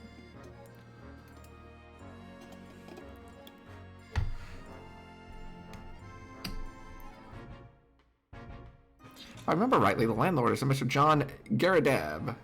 Oh, I have to click the button. Right, well. If you see her again, you make sure to give her ladyship my regards, you hear? I mean it. You tell her that Gregson sends his very best wishes. It sounds like, if I'm understanding this correct, it sounds like she's threatening to, like, make his character in the books, like, screw up, which would affect him, and so he's kind of, like, forced to do what she says. Doing well, transitioning well into fatherhood, everyone's really happy, doing well. You're actually getting married on Saturday? Yo! Congratulations! Congratulations on all fronts, that's wonderful. That's really good. I always love when like people roll into the stream for the first time in a while and they get to like pop off about like all the like great stuff that's happening to them, and I'm just like, hell yeah, let's go. I mean it. You tell her that Gregson sends his very best wishes. Yeah, I hope you have a wonderful wedding. Like, that's so soon. I hope you're super excited, and I hope that like everything runs super smoothly, and I hope you have a wonderful, wonderful time that you get to, you know, remember forever. That's so cool.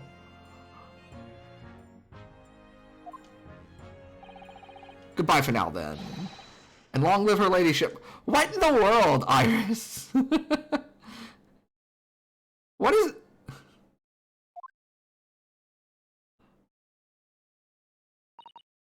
Well, that was weird. So then, shall we? Definitely. Alright, it's time. It's time. Are y'all ready?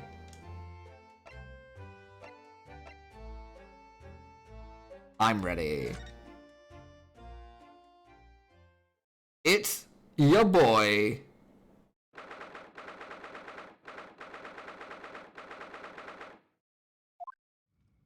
Where you at, though? Oh, that's not who I was expecting. May I help you? Yes, would this be the residence of Mr. John Garadeb? Indeed it would. And who, may I say, is calling?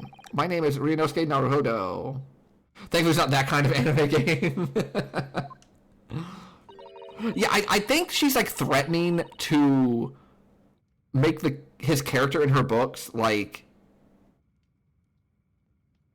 do dumb things, which would have an adverse effect on his actual job and like reputation, since he's using his actual name, and so he's kind of like, you know, forced to suck up to her and like do what she wants him to do, which is kind of super messed up, right? Like, if that's what's going on. Mr. Naruhodo is representing Mr. Sosuke. I'm sorry, Mr. Soseki Natsumi. I believe he takes lodgings here. We would very much like to ask him some questions about our client. One moment, please. I shall convey the message to Mr. Garadeb. Do you see that, Mrs. Sato? That was a real-life English maid. I know. As I understand it, anyone of standing in English society employs a number of household staff. But that was the first time I've ever seen one in the flesh. Oh, this day keeps getting better. Yeah, Cesato's just had a great day, right? It certainly feels like we've really arrived now, doesn't it? We need only to meet a butler and the experience will be complete. Well, I'm not sure if I'd go that far, but I understand the sentiment. Thank you for waiting. Mr. Garadeb will see you now. This way. Oh, look at this dude.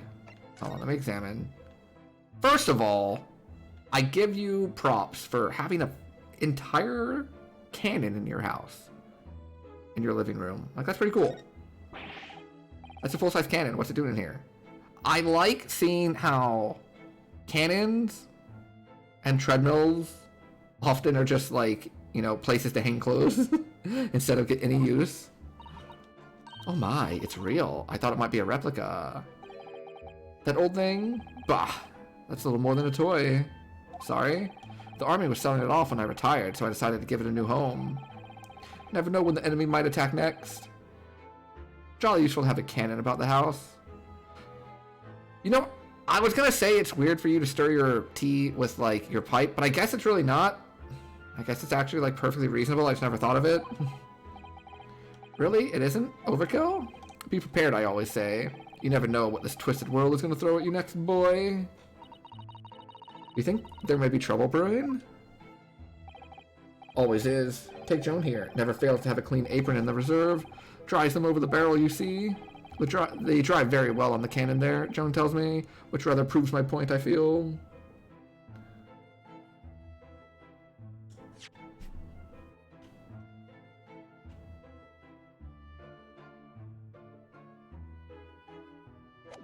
You don't think I should be giving him too much credit? Yeah, the more he speaks, the more I'm starting to be like, It's been reduced to a drying rack. No wonder the huge cannon looks like it's hanging its head in shame.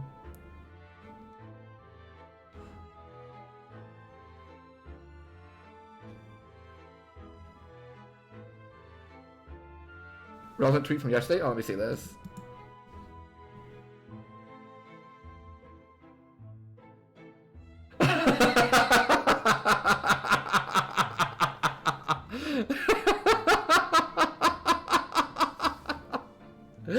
The comments are great. The comments are great. Someone's like, isn't there a guy from Ace Attorney that actually looks like this? His name is John Carradine.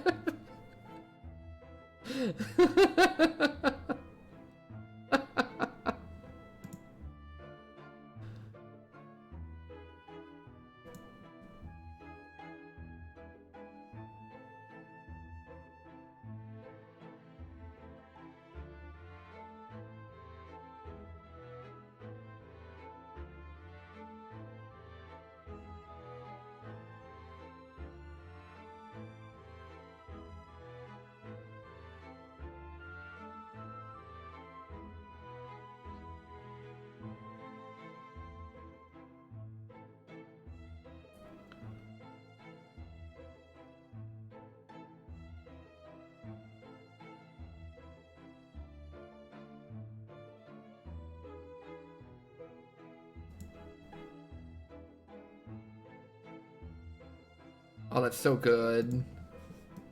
That's so good. Good day to you. John Garadeb at your service. Pleased to meet you, sir. This is Ryunosuke Naruhodo. He's a defense lawyer. Do excuse me not getting up. Took a shot to the knee a few years back in the Battle of Maiwand, don't you know? Earned a medal for my pains, but had to withdraw from service. Handed over the reins to the up-and-comings. Retired soldier. It's a hell of a job getting up and downstairs now, I can tell you. Don't get out much, as you can imagine. Yes, it's quite a climb up here to the second floor. I was panting at the top of the stairs. You really must take more exercise. Do you think so? Well, Mr. Garadab, no doubt you were very courageous to earn yourself a medal. Oh, it was nothing. The medal's just a folderol, really. Wouldn't like to offend the general, though, so I grudgingly displayed it on the wall. Why don't you fetch it down, Joan? Let these good people see it properly. Hey, Time! How's it going? Joan, fetch the... Ah! Dash it all, woman. Be careful. Oh, dearie me. I do beg your pardon, sir. You jolly nearly took the skin off my hands. I shall be more careful, sir. So anyway, there you have it. Living the quiet life now. Yes, I see. God, that tweet's so good. I'm looking at this face and like, that's perfect. Now then, I hear you want to know about the chap lodging downstairs. Yes, we'd be very grateful if you could answer some questions for us. Only too pleased, naturally, especially if it helps to keep the peace here in Blighty. We forged an alliance with the Empire of Japan recently, as I'm sure you're aware. So this case is very much in the public eye, as it were. Oh, is it? Even had some famous detective poking around, you know, in this old house, would you believe? Yes, Mr. Herlock Sholmes. Could have been, didn't catch the chap's name. Not really my cup of tea, all that detective business. Oh, but you have a copy of Rance magazine here. So, huh? Ah, no, Anyway, the chap, Okay. The chap's investigating the foreigner's room as we speak. So he's in Saseki-san's room. It's a bally nuisance is what it is. The whole neighborhood's twitching its curtains now. I don't like all this fuss. It's jolly unsettling. About Mr. Natsumi then, Mr. Garadeb. Please do tell us. Ah yes, the Japanese chap. Only been lodging here for a week. Oh, just 1 week? So he moved in very recently then. I have 2 lodgers most of the time. One on the ground floor and one just below us. Yes! He absolutely is, Time! And my initial reaction was like, that was weird, and my second reaction was, well, I mean, I guess I understand if you're just gonna put it in your mouth anyways. The first floor room became available a week ago. Ah! Dash it all, Joan. Do be careful. Oh my goodness. I'm terribly sorry, sir. If you want to know my opinion, I thought he was a shady sort from the moment I set eyes on him. Why?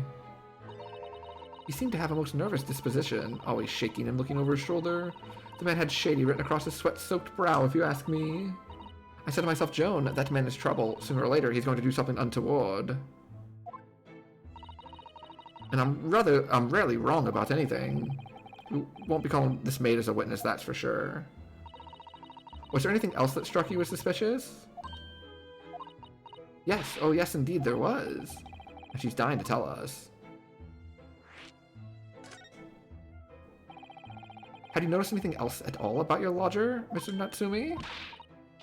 On my word, yes. The man was shadier than an orchid. Orchard. Orchard? Orchard. Can you elaborate?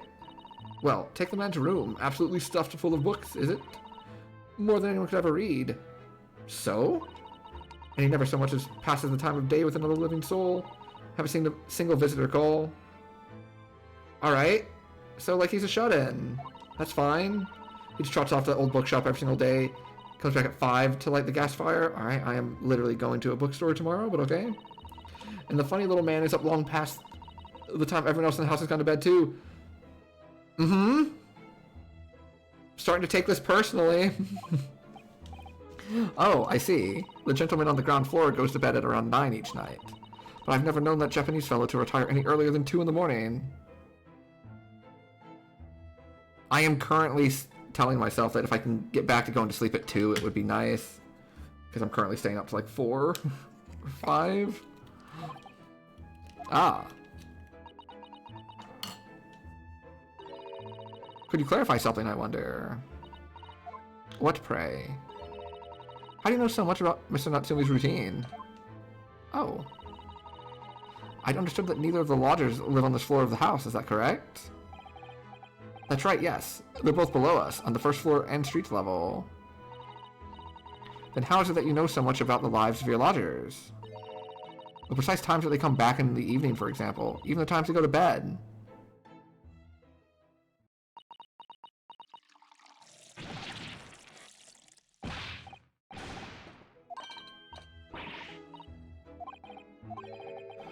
Something doesn't add up here. Yeah, something is sketchy.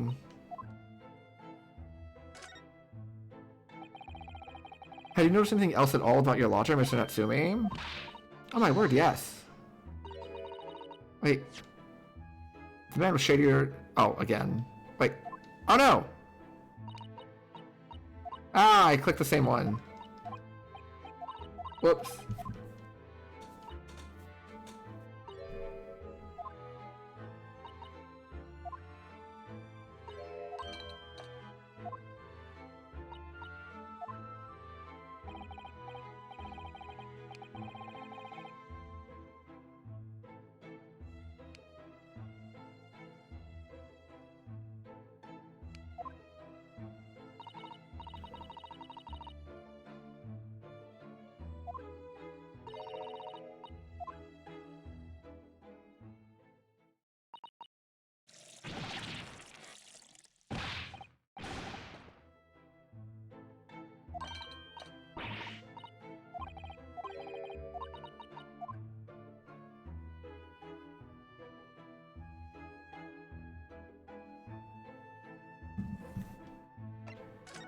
There we go.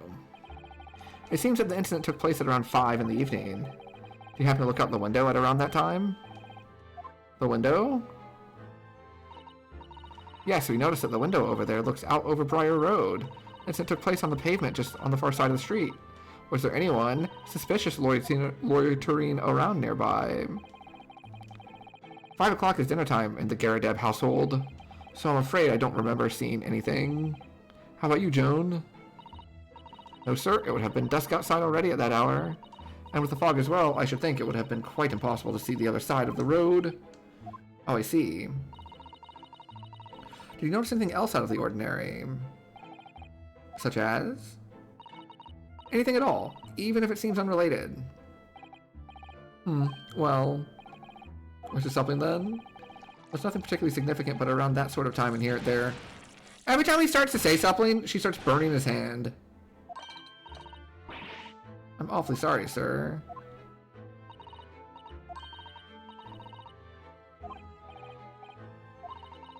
I have an exceedingly good memory, and as far as I remember, nothing of any significance took place here at that hour. Nothing at all. Really. Mr. Garadeb, the way you were talking before, it sounded rather like there might have been. Oh, well, as I was saying, it was just a trifling matter, really. Nothing of... Yeah, okay, so I have noticed what's going on here. What is the matter with you, woman? Begging your pardon, sir. Nothing happened. Yes, quite. Nothing happened. We sat down to a quite uneventful meal. That's right. What is the matter with these two? Sounds like something happened here in this room on the evening of the incident. But what? I wish I knew.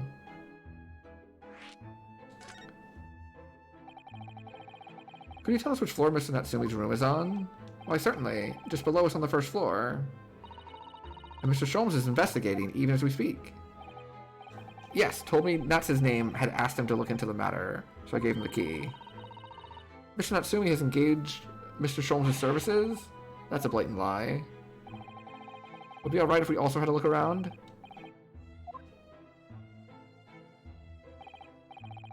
Don't see why not. It's just down one flight of stairs. No chance we'll find anything. But we have to try. We need all the clues we can lay our hands on. Shall we? Yes, and while we're there, we can speak with Mr. Sholmes again. Perhaps he'll be able to tell us more. Alright. I'm going to continue examining, though. Uniform looks fairly ancient. Clearly been well looked after, though. That old thing? Puh, not much better than rags, really. Or that ceremonial garb at my retirement bash. But I'm not one for dwelling on the past. We've gladly thrown it out, but you know how it is. You literally have, like, all sorts of things displayed from the past.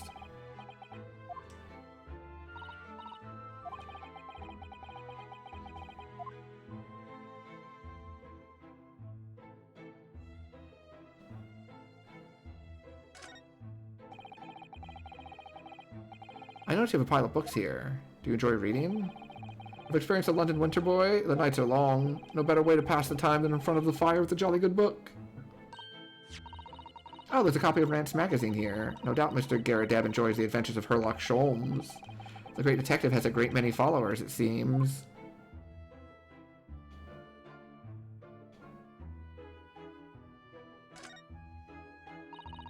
Look at that enormous screen. It must have been put there deliberately, surely. Certainly seems like someone's trying to hide something from view. What could be behind it, I wonder? I'm gonna have a very quick look. Just a little peek. Maybe that's not Mr. Sato. I think he's going to head us off with a cup of tea. Okay. What a wonderful collection of cakes lined up on that gleaming silver cake stand. It looks more like someone has half demolished them to me. Afternoon tea is a time of indulgence, you know. It is quite the English way. It's Mr. Garradeb's custom to take 2 cakes with his tea. That sounds delightful. Oh, wait a minute, though. There are at least 10 cakes on this cake stand. Well, naturally, and it would never do to waste the leftovers. So, whatever Mr. Garradeb doesn't eat, I say to myself, Joan, you shall have to tidy up. How magnanimous of you. Oh. The window. The window looks over Briar Road, where the young woman was attacked. Oh yes, I can make out the policeman on the far side of the road. The glass is rather murky, isn't it? You can't see very clearly. Is this thing open at all? I shouldn't underestimate the bitterness of a London winter, sir. As soon as you open that window, the tea will freeze in the pot. No Londoner would go opening windows at dusk in the middle of winter, I assure you. Okay. Oh, yeah, this is the tray I was talking about, yeah. Yeah, and you were right, Bampy. It's like the afternoon tea. That they bring out, like, the cakes and the dishes. Look at this crockery on display here. It's rather unusual, isn't it?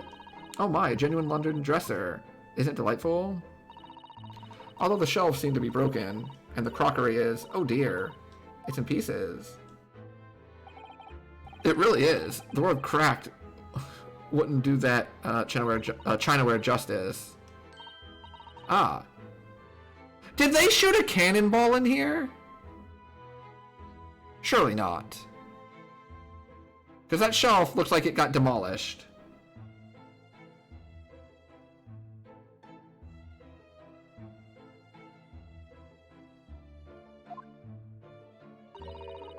Perhaps it can't. Oh! See!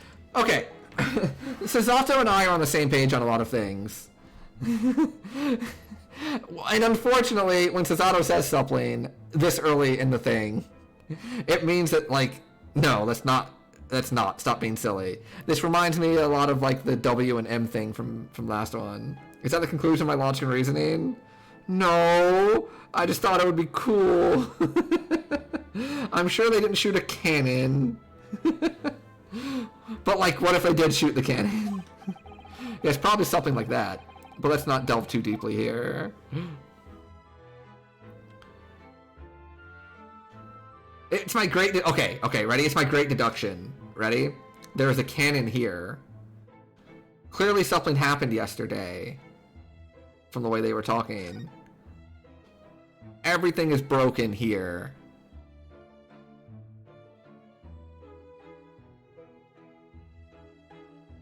Oh, hey, look, the candle's missing from the candlestick. This old candle holder looks out of place. What is that called? Is that like a candelabra? What is it? Is it if like... Is that multiple things like a candelabra, right? Clearly supposed to be gold, but it's almost completely black for some reason. That old thing? Yes. Just a cheap piece of ironmongery. Give him crack, really. Used it when I was studying, don't you know, for my commission. I know it's old, hardly worth hanging on to, really, but, well, still has its uses sometimes. Of course, does everything in this room have some elaborate story behind it? They're memories, Mr. Naruhodo. Memories. Yeah. Oh, the bullets. Mortar shells. They're enormous. I hadn't noticed. What are they doing here? Ah, those old things. Couple of little rounds I accidentally fired into the barracks during training, you know. Became a bit of colorful regiment folklore, that incident. You mean you deliberately hunted out the spent shells? Well, I wouldn't say deliberately exactly. They're only scrap iron after all, usually just thrown away, I believe. But you never know when things might come in useful, do you? Useful for what? Yes, well... Joan here did manage to knock one of the bally things on my foot the other day while she was dusting. Oh no. Hadn't shed a tear since 1869. Before then, you know. Maybe reconsider throwing them away.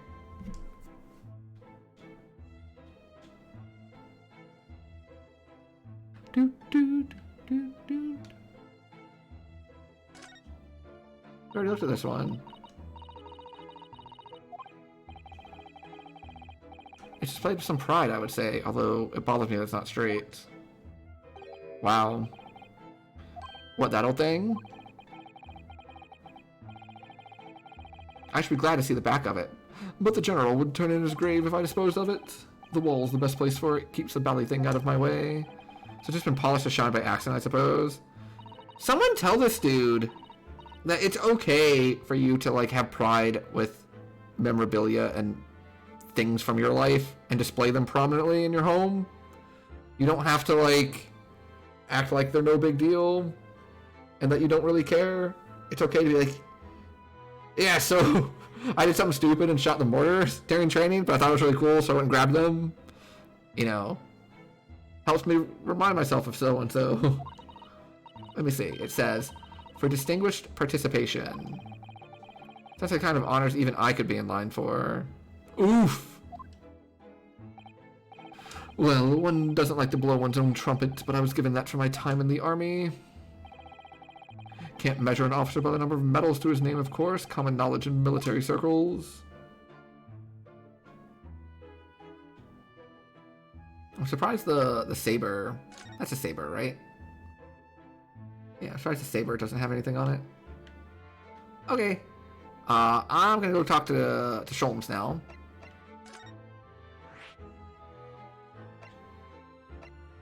Wow, we got a whole bunch of places now, don't we? Miss Natsumi's room. It's time! It's... a cat! Meow. Miss Natsumi's room. Hi, cat!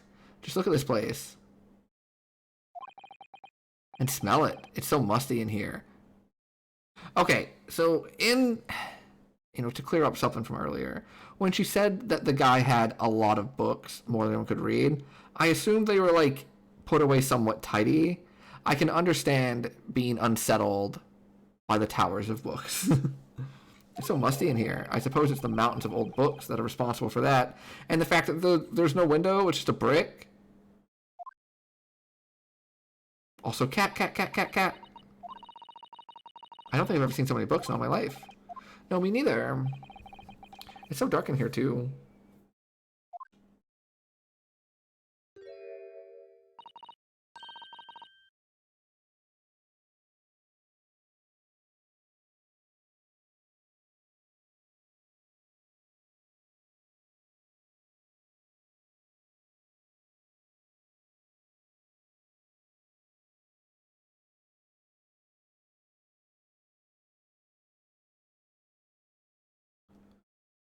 Is that the window over there? Well, it was the window, yes, once upon a time. But for some reason, it's been closed up with bricks and mortar. So this is where Mr. Natsumi lives. By the way, I haven't spotted Mr. Sholmes anywhere, have you? No, that's true, but according to what Mr. Garadeb told us, the great detective should be around here somewhere investigating. Oh, where are you? Where are you?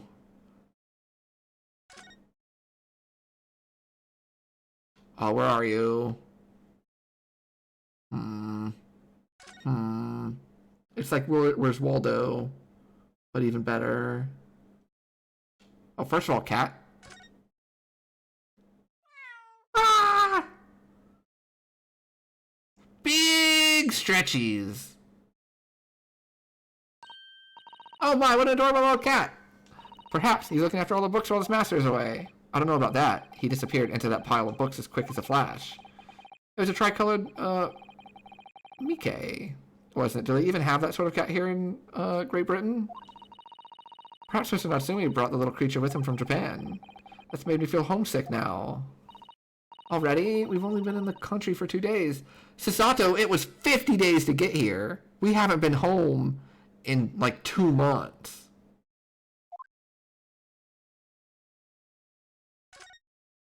And it's okay to be homesick.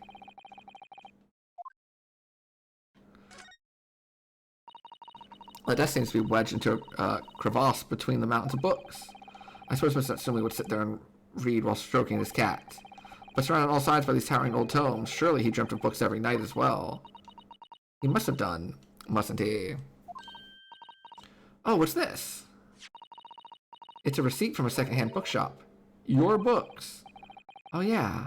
Mr. Natsumi's name is on it, and look, the day of the purchase. 2 days ago at 4:45. That's the day of the incident. That's just a short while before he was embroiled in the terrible attack. He must have been on his way back from buying some old books. The secondhand book receipt has been entered into the court record. Always look at it. The sum of 2 shillings tendered in receipt of the picture of Monsieur... I don't know how to say that. A meal for Gebro and Canterbury Yearnings. Okay. I know about Canterbury Tales.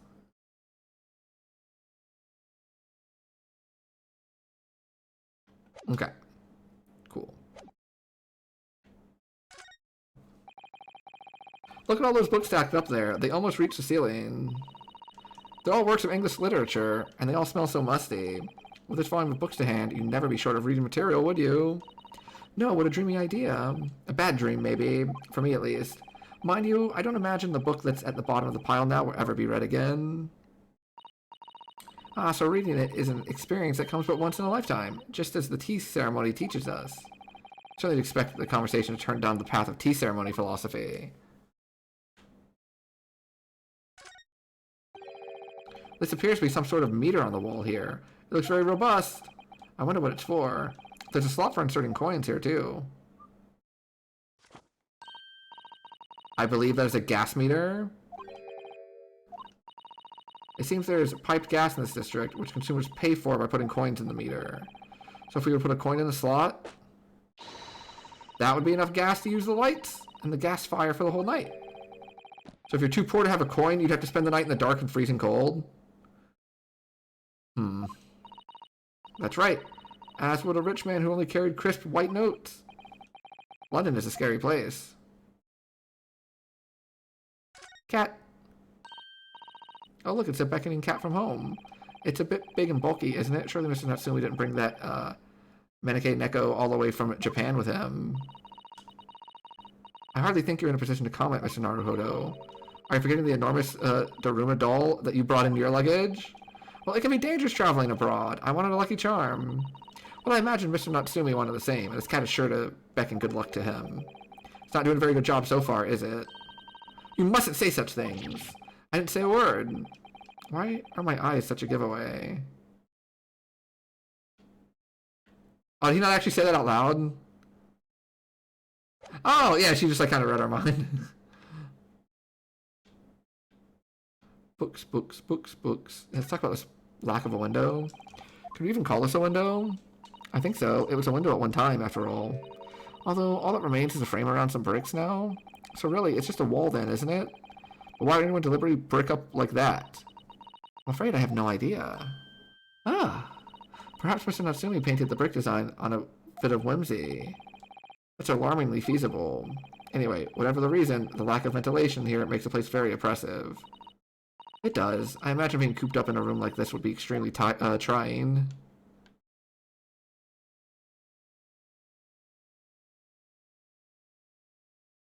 No, but for real, where are you, Sholmes? Oh my god! You weren't there a second ago! What up, buddy? Look, Mr. Naruhodo! Aha, there he is. Where did he appear from? He seems to be engrossed in the pages of an old book. I hope he won't mind if we disturb him. Hello, Mr. Sholmes. Ah, you two. Good day. I really like his theme. Now, let me see. Oh, where was it that we met? Oh, Mr. Sholmes, we were together on the SS Buria. Yes, of course, the Buria. And let me see. What happened on that voyage? It was Kazuma Asogi. He died tragically, but you were a great help to us. Ah, yes, but of course, the case of Mr. Asogi. It was the one with the snake, wasn't it? Oh. Well, you seem to remember something of it, at least. What an honor to be remembered vaguely by the great Herlock Sholmes. Sasato, you gotta have a little bit more self-respect. It's not an honor to be vaguely remembered.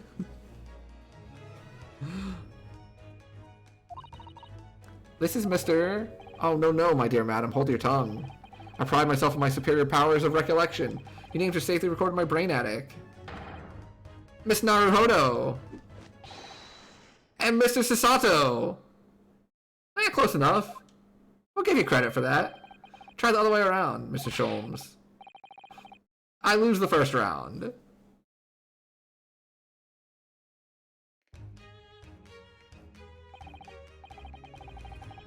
In truth, I had hoped to invite you both to my Baker Street suite the day we arrived. Some Scotland Yarders ambushed me at the railway station and whisked me away to a crime scene. It was an entirely trivial case, of course. I solved the matter in no more than 30 minutes. So they apprehended Saseki-san in that short amount of time. I'm afraid the pursuance of a new case has dulled my recollection of my past involvements a little. It is a mistake to think that one's brain attic has elastic walls and can distend to any extent. I do my best to forget useless facts, lest they should elbow out the useful ones. Yes, those are my own words of inimitable wisdom, you know, from an adventure entitled A Study in Scarlet. Please, there's no need to quote yourself. I don't always remember my pearls of wisdom, but fortunately my associate penned them beautifully. He means Iris, I suppose. Mr. Sholmes, we have some extremely important questions to ask you about the trivial case you just mentioned. Goodness, what an earnest expression. My dear madam, I should be only too pleased, and this murky room is an apt place to discuss the murky case.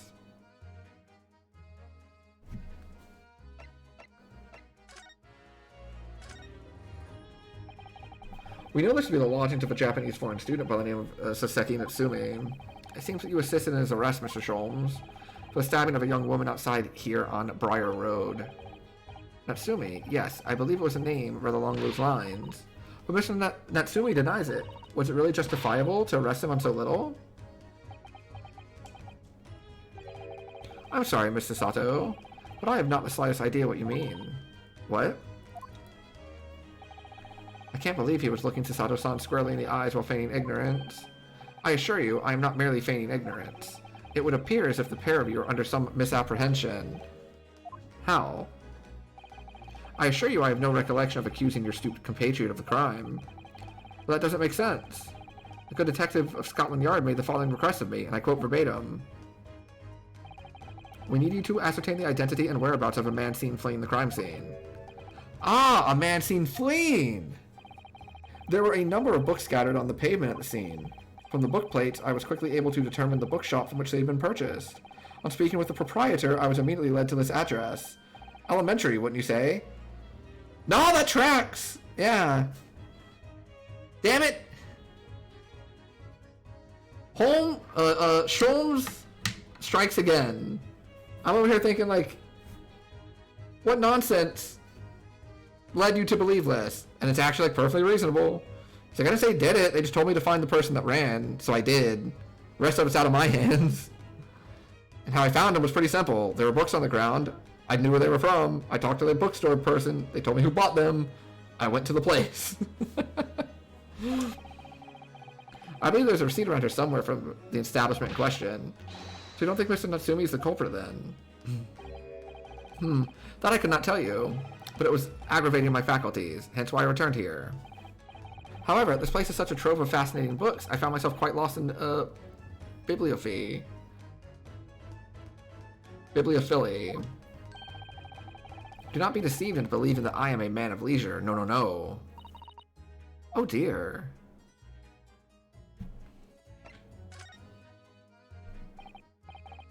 Tell me. Have you encountered the landlord of these lodgings? Yes, Mr. Garadab, a retired military man. It was the first time I've ever met a soldier from the Great British Institution, that is the services. And it was the first time I've ever met a maid from the Great British Institution, that is service. That was pretty good. I didn't think it was that funny. No, that was pretty funny. I do apologize. As you may well be aware, many households in London employ a maid. Yes, I read as much in my Great Britain primer. And so conversely, whether or not a household employs a maid has come to betoken the social standing of those dwelling therein. Betoken their social standing? Put simply, my dear fellow, those who employ at least a single maid are considered middle class. Those who do not are beneath that. In the upper echelons of society, of course, households employ enough staff to constitute a large family. Goodness, how extraordinary. As you can appreciate, for those on the precarious boundary between the middle and lower classes, being able to afford just one maid is of the first importance. I had no idea. And it's for precisely that reason that I find great stimulation in the situation upstairs. Specifically in the retired army veteran, Mr. John Garadab. Affable as he is, the fellow is hiding something. Whether or not it imposes on the circumstances of this case, I am as yet unable to ascertain. I'm thoroughly lost on what he means to say. This room is thoroughly suffocating for the soul, my dear fellow. I assure you, any man whose lot is to dwell in a place such as this will stab someone sooner or later. Mr. Natsumi stabbed no one. But sooner or later, as I said. I don't believe that's the issue here. About this dark little room. Why is there no longer a window? Do you have any idea? No window? Well, I mean, I can clearly see that there is a window of sorts. But it's been completely blocked with bricks. I see. The answer to that question is quite simple. Window tax. Window tax? What is that?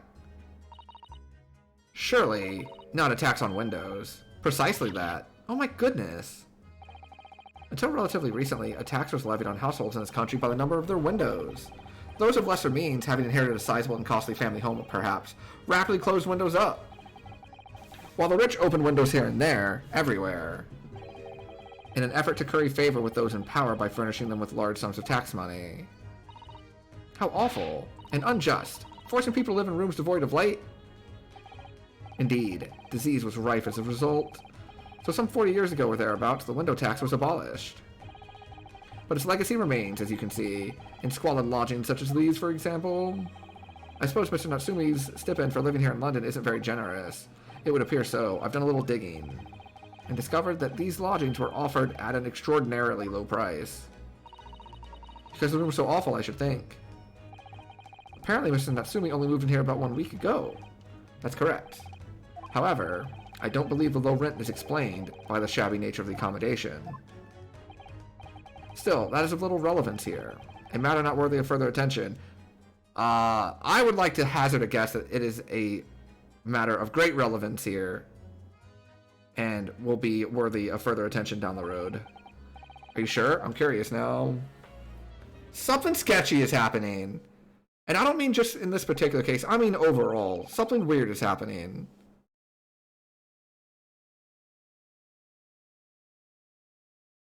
Well, I believe I've told you all I can now. Thank you. Ah yes, Mr. Naruhodo. Was it not your intention to become a practitioner of law? You remembered that. Will you perhaps be offering your services in this very matter? To the occupant of this room? Mr. Natsumi, was it? I'm not sure. Not sure? On what grounds? Well, I actually defended someone in court here only yesterday. Really? Well then, I congratulate you, sir, on an ambition realized. And so promptly, too. The thing is, it's really made me question things. Am I right to believe in my clients? To trust in their innocence? Yes, trust. Mr. Sholmes, Mr. Natsumi didn't do it, did he? Ah, ha, ha, ha, ha. My dear fellow, I haven't the first idea. Oh, but I thought that's why you were here. Didn't you come back to investigate? Ah, yes, that was indeed my initial intention. But there are simply too many fascinating books here. I couldn't possibly ignore them. Oh, I see. Nevertheless, there are two facts that I can state quite unequivocally. The man who fled the scene of the crime 2 days ago was a Japanese occupant of this room. And there are witnesses who swear to having seen the same man commit the crime. That's all I can say. And one more thing. What is it? Tell us. I cannot say with any certainty whether or not it is of relevance to this case, but I'm quite sure that the retired army man who owns his property is hiding something. Mr. Garadab. Anyway, at present, that is really all that plays on my mind in relation to this case. Mr. Naruhodo, as yet our investigations have uncovered nothing that could help establish Mr. Natsumi's innocence. No, you're right. Perhaps it's time we probed a little deeper into Mr. Garadab's secret. Just remember, I cannot be sure whether the landlord's secret will prove to be of relevance or not. But I wish you every success, of course, Mr. Naruhodo. Yo, Sholmes is on top of shit this time. He's so good. Busy man indeed. He's gone back to his book.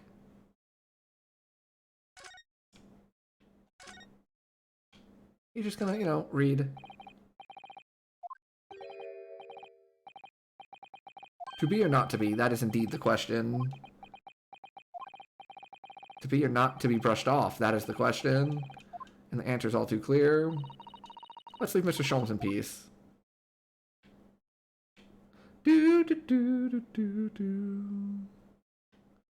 Who says he wasn't always on top of things? Yeah, I've actually, like, I know I've mentioned a couple times already, but I'll take another minute to, like, talk about how much I really enjoy the way that they did his character, where it's very easy to make him just, like, always correct and, like, super smart and infallible. And it's super easy to make him just, like, a bumbling idiot that you have to correct all the time. But instead what they did was make him mostly correct on, like, all of the things he says. And when he's incorrect, it's because, like, of a reasonable assumption. And then, like, that reasonable assumption veers him off into some other assumptions based off of that, and then he kind of gets off course. And you kind of have to, like, pull him back a little bit sometimes. But, like, you know, we walked into this room being like, how did he arrest this man in 30 minutes that we're pretty sure didn't do it, right? And the answer was, he wasn't asked who did it, he was asked who the person that fled was, and he was exactly correct. Like, 100%. And, like, a very easy and understandable method of figuring it out. And then, like, flat out says, I have no idea if he did it. I wasn't asked if that was the case. But I will tell you this, that, and this third thing, and maybe it's relevant, maybe it's not. Don't know. Couldn't tell you. In a game with a lot of good characters, maybe not my favorite character, but I think he's the best character, if, like, that distinction makes sense. Like, I find him fascinating and, like, really well designed and well, like, done. Like, I'm a huge Holmes fan. And it's really funny that my initial impression was being like, oh my god, this guy sucks for, like, the first 5 minutes. And now I'm just like, I love this guy. Does that, like, explanation make sense of what I'm trying to say? Sometimes I, like, start rambling on about stuff because it makes sense in my head, but I don't articulate it very well. And then, like, no one has any fucking idea what I'm talking about. Oh, hold on. This is stop lane. Yeah, no, Sholmes is the best implementation of Holmes you've known. Yeah, it's so good. Like, I love him. It's so well done. And not just on like the, oh, I like him because he says funny things thing, but no, just like taking myself out of just like the entertainment value and looking at it from a character design and like well written aspect, like just remarkable. Oh, in love with it. Look at all these balls of paper on the floor. There are notes scrawled all over them in English. Looks like the waste paper basket is so full they've just fallen out. English? Oh yeah, he was researching English. I wouldn't like to speculate which is closer to the truth. Okay, now what? Oh, back here. We haven't been in this place in a while, have we?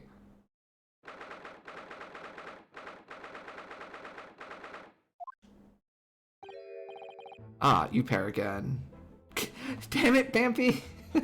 I can't get that tweet out of my head now.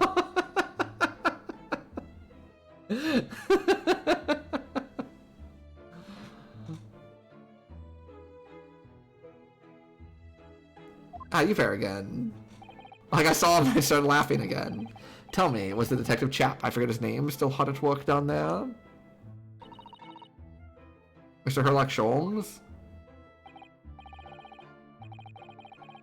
Ah yes, rings a vague bell.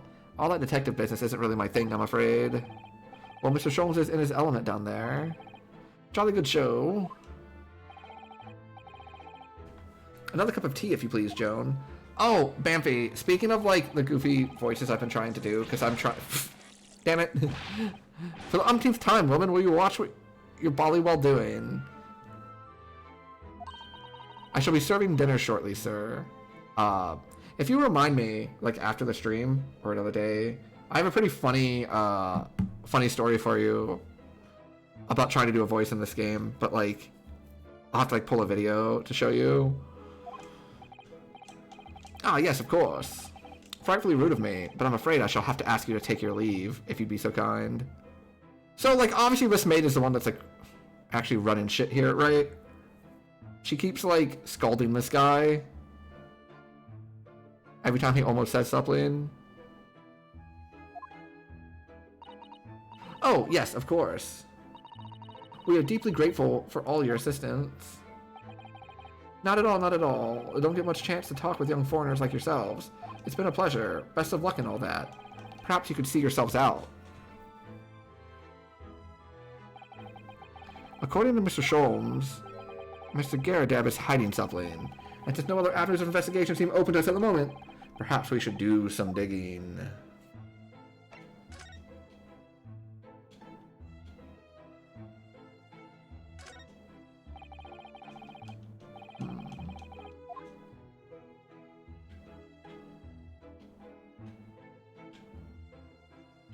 Oh. Hey, buddy! What you doing over there? What's he doing over there? That's honestly like the 7th or 8th time I've said something in this game, and like the next line of dialogue was almost verbatim what I said. I love it. Aha, we meet again, my dear fellows. You have such a good theme.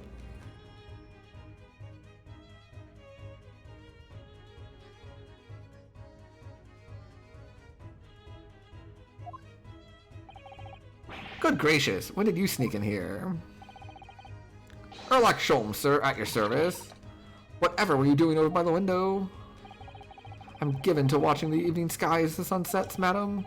Yet sadly cheerful as the room downstairs undoubtedly is, it lacks an aperture for such observation. So I took the liberty of borrowing a small corner of space by the window up here. Well, keeping an eye to one's windows at dusk is the prudent thing to do in London, I'm gathering. Ah, and one other thing, Mr. Naruhodo. Me? I thought perhaps you might be in need of a certain great detective's great mind! Wait, he's not talking about... Is he? I didn't expect to be going through that again. It's time for a great deduction! Do you mean Mr. Sholmes? There's a mighty secret in this modest room. My eyes see even the most trivial of trifles. I take it you're prepared, Mr. Naruhodo? I think so. There was just time enough for one of my greatly admired great deductions. Let us conclude the matter before dark. I'm so excited. I love these. I feel like I've said I love something about this game like every 20 minutes. Seems so good.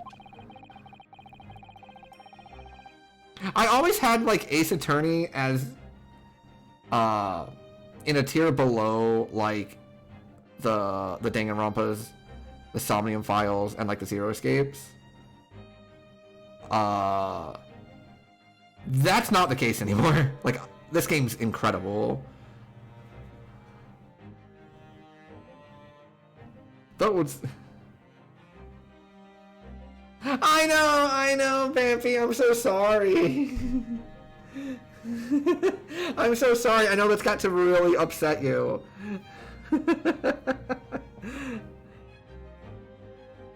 No, Penguin, this is not a recency bias thing.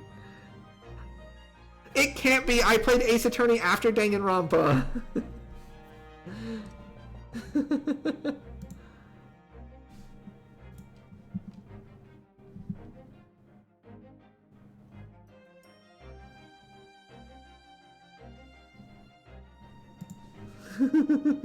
I'm insulted on behalf of AA, but is it an insult if I'm saying that this one's so good?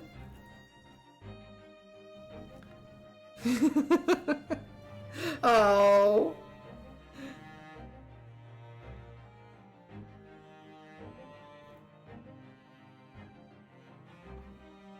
Is that no? Because I had Danganronpa ahead of Ace Attorney, and I played Ace Attorney after it, so it would be more recency bias to put Ace Attorney ahead, right? I don't know. Chat, don't 10 out of 10 me. You can 1 out of 10 me if you want. I'm used to that.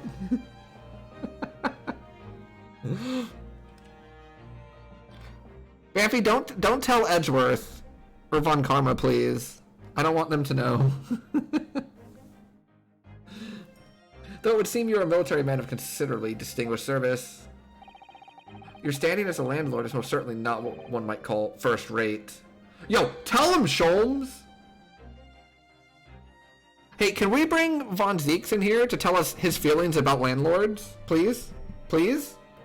Because I have a feeling I know what Von Zeek's opinion about landlords are. Because I know what Von Zeek's opinions of predatory loans are.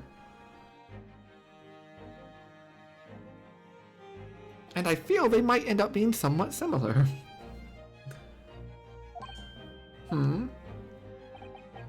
I'm afraid, sir, that it's all too clear to me. There are two conclusions I have been able to draw by careful observation of your living arrangements. I beg your pardon?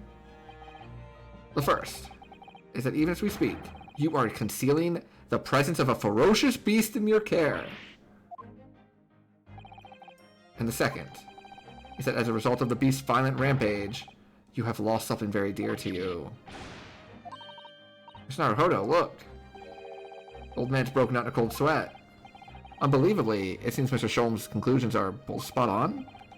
How could I possibly know, you mean to inquire? The answer could be simple as, for in the dense jungle of logic and reasoning, I am the king of beasts. One day, I aspire to be as confident in myself about literally anything as Herlock Sholmes is about their, like, intelligence and great deductions. I can be, like, really good at something, and I'm like, yeah, I'm okay. Like, it's good is relative. and Sholmes is just like, I am literally the king of beasts when it comes to intelligence.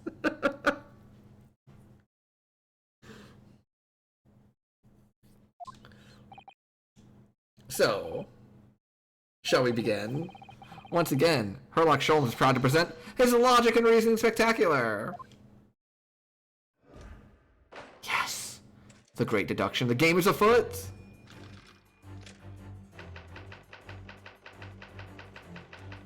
Nature of the beast. It certainly shouldn't take a great detective to see that a fearsome beast has been on the rampage of late within these four walls. You know what? Hold on. You know what, chat? You're right. You're right. I'm gonna get in on this.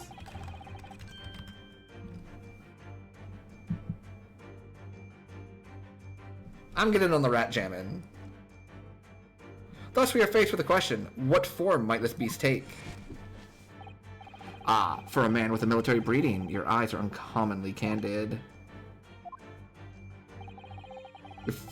Your glance, Mr. Garadeb, leads us directly to the answer. The true nature of the beast that has run rampant here is revealed by that lion statue. Sholmes, buddy. I was just singing your praises. But are you suggesting that the man here has a pet lion running wild in the room? Because I'm not saying you're wrong. I'm just saying that seems very unlikely. Maybe if you said tiger, I would be like, okay, I'm listening. But I can't think of anyone I've seen with a pet lion. Although it does bring me, like, my brain's weird.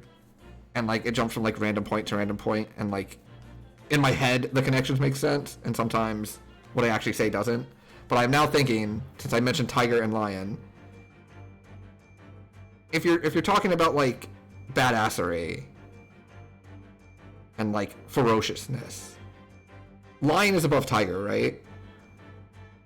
Or is tiger above lion? I know they're not, like, in the same area, so, like, it doesn't really matter. I'm just curious.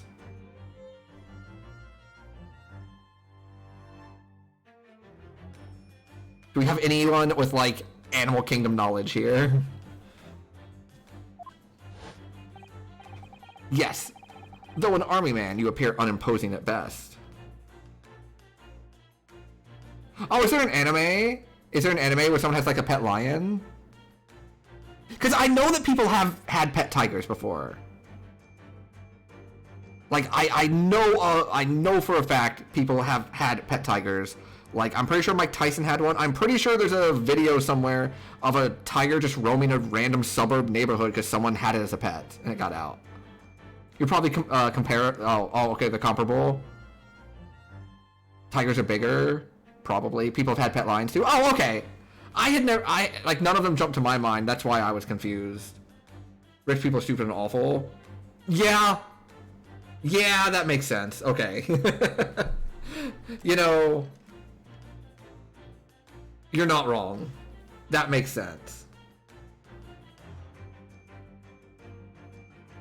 Because I think tigers are like... I want to say tigers are in, like, Asia, right?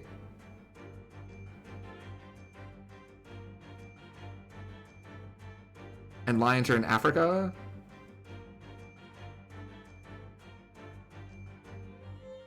Oh! Yeah, if we're talking about, like, circus stuff, I guess they have lions and stuff, and, like... That's a quote-unquote tamed lion. Yeah, okay.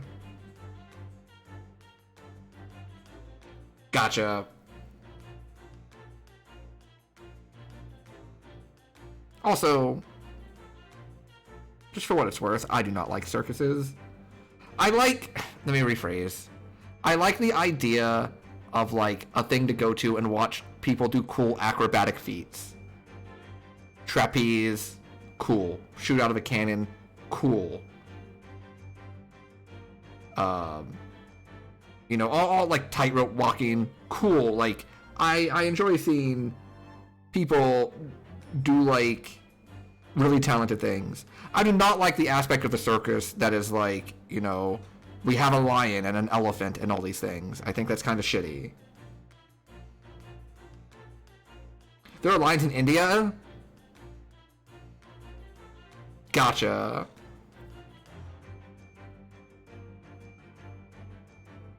See, for someone that's watched as many, like, nature shows as I have, because I love, like, nature documentaries and stuff, for the longest time, I don't know if I've ever mentioned this, for the longest time, like if I won the lottery and got to do whatever I wanted to do with my life, the thing I would want to do as like a quote unquote job would be to do like photography for like similar to National Geographic or something, like nature stuff. I'd love to travel places and take really cool pictures of like isolated places.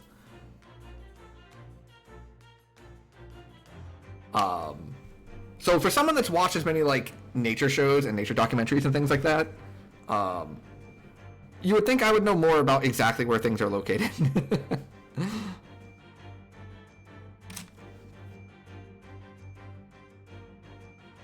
There was one that I saw where like someone went into like some isolated jungle out in, I don't even remember where, it was somewhere in like Southeast Asia, I think, and was like taking pictures of waterfalls and stuff, and it was just like the prettiest thing I'd ever seen. In good news, there's a general movement away from like animal show stuff in circuses, because yeah, that's great. Yeah, I love that. They're doing it without animals.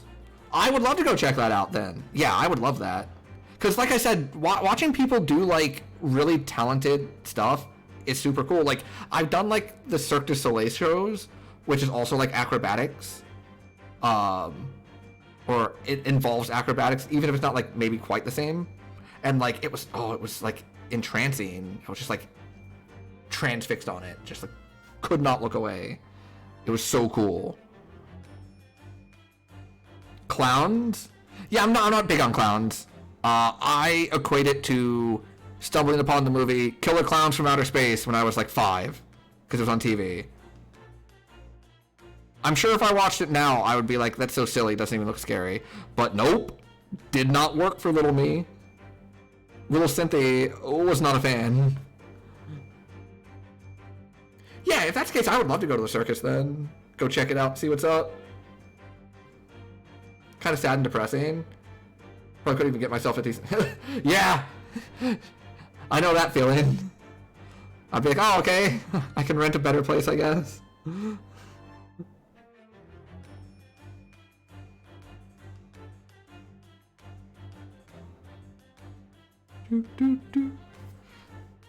Though an army man, you appear unimposing at best. A fact that has fueled your admiration for the mighty lion, the king of beasts.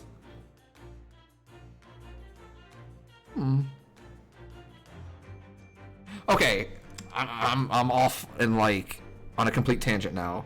How many? Press 1 in chat if growing up you ever read the Animorphs books. I think it was by an author named K.A. Applegate or something similar. I was like obsessed with those things growing up. I read almost every one of them. They were so good for like little kid me. 2? Okay.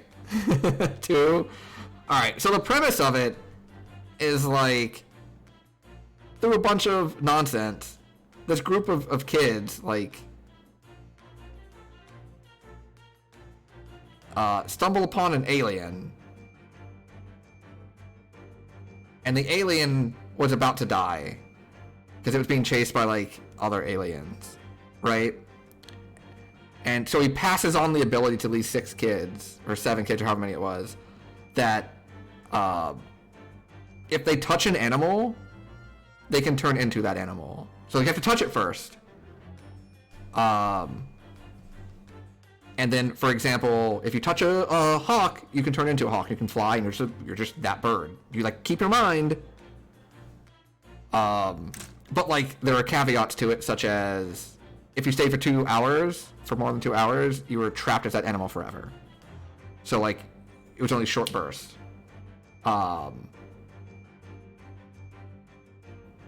You only ever read the Vegemorph parody, but you knew of it through osmosis. K. Applegate's Glow. Yeah, I really like K. Applegate. Those books like were so good, and then like obviously a whole bunch of shit happens, right? But the reason it came to my mind was like the leader. They went to the zoo. Like the first thing they did was like go to the zoo once they got this power and be like, okay, let's go touch everything. So like the leader got to be a lion, and then like someone else got to be a tiger, and that's why I was like, hey, wait a second. Via my knowledge of young adult books, Lion was slightly higher on the hierarchy. I don't think that's like actual evidence though. And then, you know, it says King of Beasts here, and I was like, okay, okay.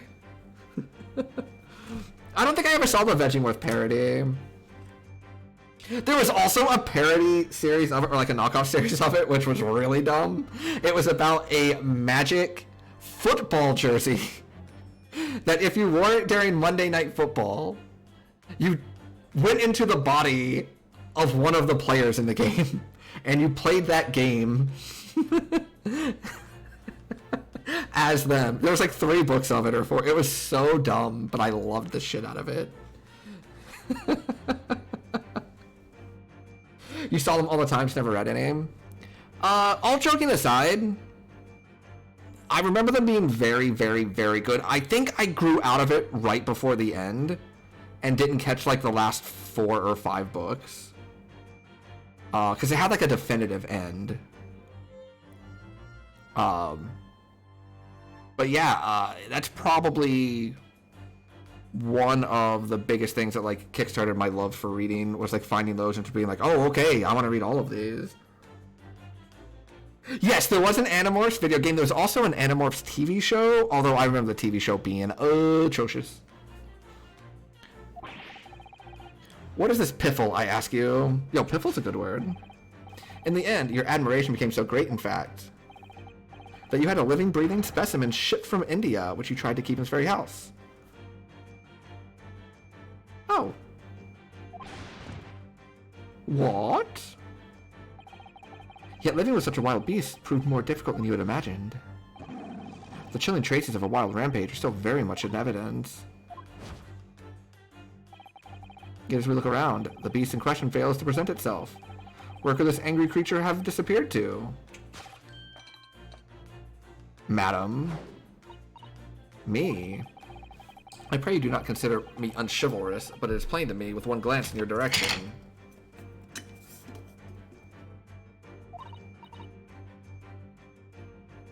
It is? Your dress pocket gives us a handsome clue as to the beast's current whereabouts. For protruding from it is a handbill advertising a circus show. Oh, speaking of circus. Yes, you sought to dispose of this terrifying lion, Mr. Garadeb, at Batty's Circus, a traveling show currently sojourning in a nearby park. I have observed the tents.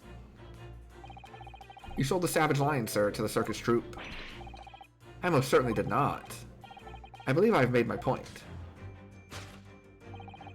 The fearsome beast which ran amok in this room was an Indian lion. And a simple visit to the circus now will reveal the lion prancing jubilantly through a ring of fire. Yeah, I don't like that.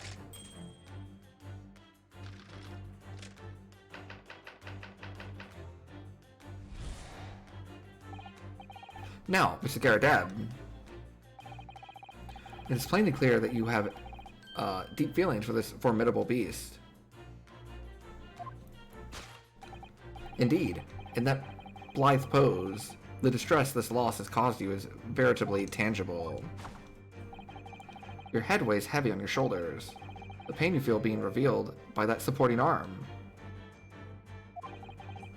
Amid fits of tears, you let your beloved beast go. The strain of losing something so dear to you is clearly visible in your visage. Nonsense, man! But what we must now ask ourselves is the true cause of this pain. And we need only follow the direction of your gaze to find the answer. Yes, it's the pile of bills that's given rise to the pain you suffer. Yo! Alright, we're gonna hit close to home here, huh? Every envelope contains another demand for payment. For cartloads of meat, potatoes, wheat, and tea. Indeed, feeding your beloved has had a devastating impact on the financial circumstances of your household. And so you had no choice but to let it go. Now, in a final fit of rage, the ferocious beast carried out one last unimaginable attack.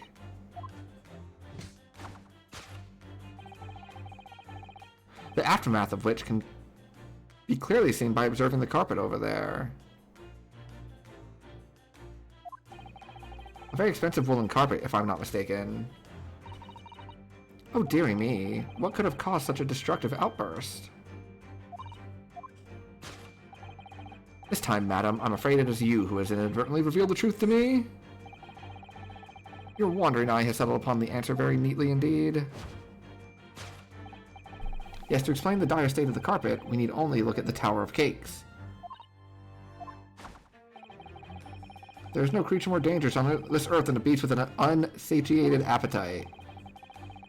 Was it, or was it not once said by a certain noblewoman, if they have no bread, let them eat cake? I don't believe that was actually said, for what it's worth. But I might be mistaken. I believe I read something once about, like, that wasn't even, like, a real quote by her. But I am unsure. Food is at the heart of all tragedy, in fact. Whatever do you mean? Having tired of the taste of cake, the beast began to stalk its next prey. I'm sure I need not spell out the nature of this final act of destruction carried out by the beast. There's only one logical conclusion. Worked into a frenzy by hunger, the lion attacked and ate the carpet! The teeth marks in the carpet are a perfect match with those of a lion I once saw in India. Alright. So, Mr. Sholmes, I like your story, but, like, they clearly shot a cannonball that knocked a candle over and lit the carpet on fire, right? This concludes Sherlock Sholmes' great deduction of this beastly puzzle. That's my guess, anyways. Let me fix that up for you, though. Let me straighten you out. You know, bring it a little back on track.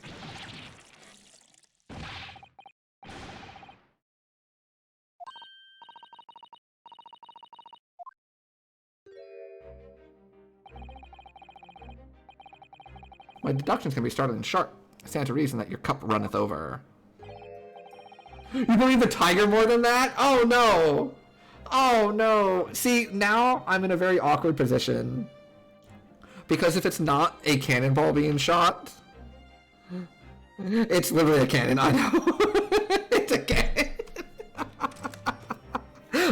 Listen.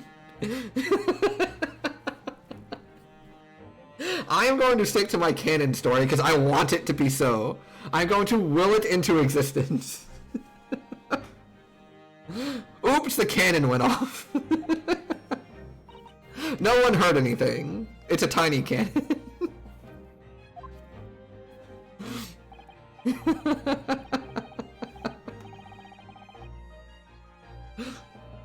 Let's see. Okay, look.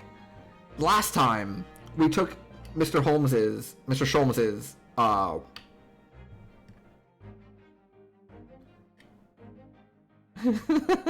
yeah, those crazy Karadevs always shooting off that cannon. That's how they announced that it was nighttime. Listen, last time Mr. Sholmes was off track, and we reasonably brought him back on track. But what if this time Mr. Sholmes is off track, and we just say, no, that's not off track enough? What if it was this other absurd thing? Mr. Sholmes is like, the moon is made of cheese, and I'm like, you believe in the moon?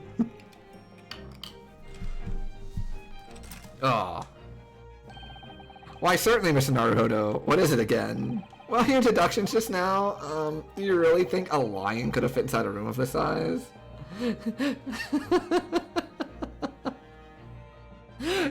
Although now I have, like, the mental image, and I'm thinking it's really funny, of being the person that lives under them.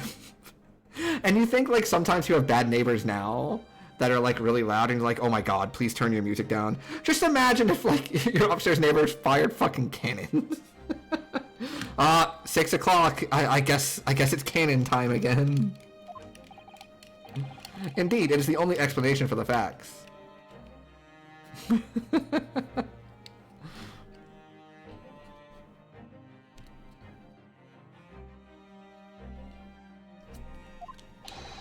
The terrifying truth all too often lies beyond the realms of common sense. But wouldn't it be an idea to consider what lies inside the realms of common sense as well? But if Uncaged Lion had run amok in this very room, surely Mr. Garadeb and his maid would have been hurt, or worse. Ah, that's where you were stuck.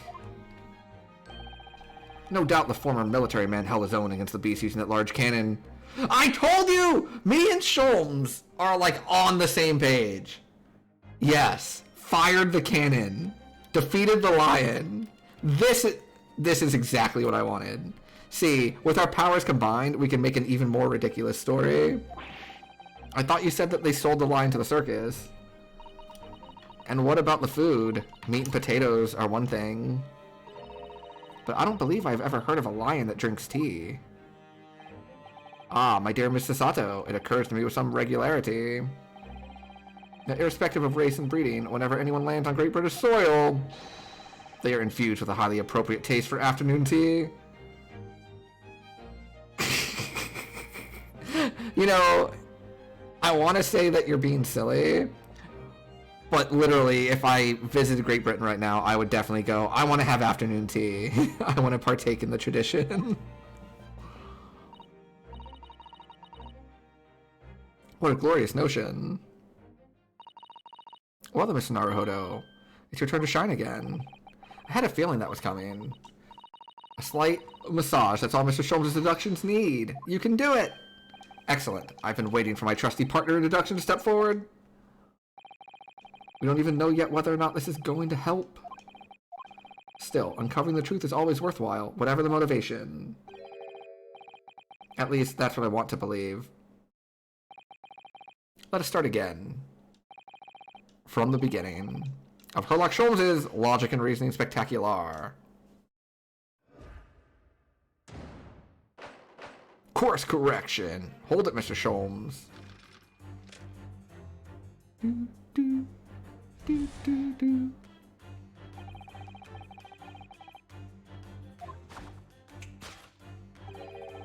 That a fearsome beast has been on the rampage of late within these four walls.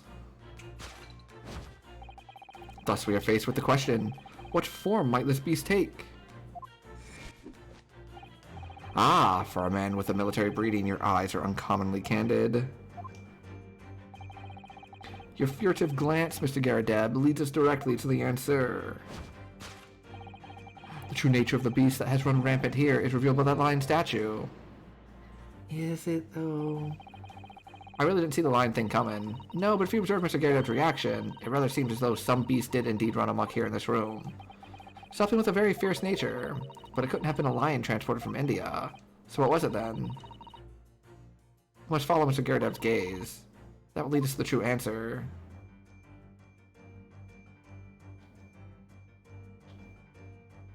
Oh!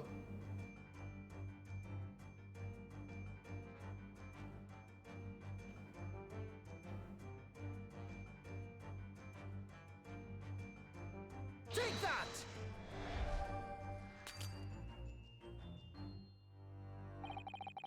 Beyond the lion statue on the mantelpiece, almost deliberately hidden from view, is a photograph.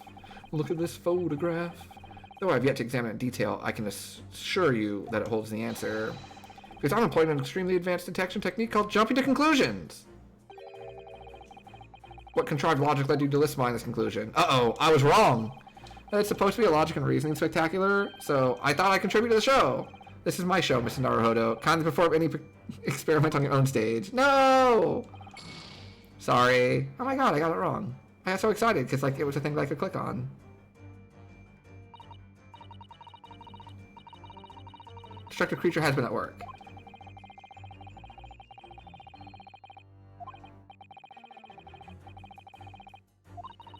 Okay.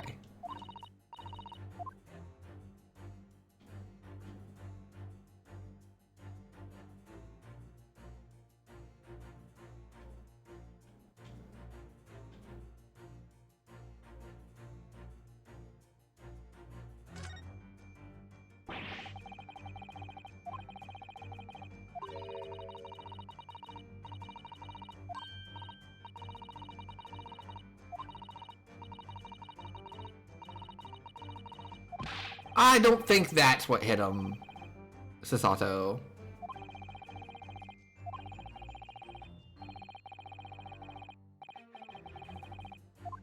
Rubbish. Oh my god, is it actually the shell? No. No. I don't see anything else to click on. Take that! Oh my god, it's actually the mortar shell? They actually fired the cannon? The true identity of the beast that tore the room apart is these shells with a butter wouldn't melt accomplice, the cannon? But war is good for nothing. It brings only destruction. Something we must all strive to understand.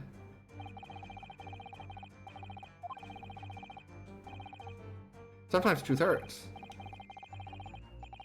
Oh, shit! What the hell? There was nothing else to click on. No! No, I got so excited. I got so excited, chat.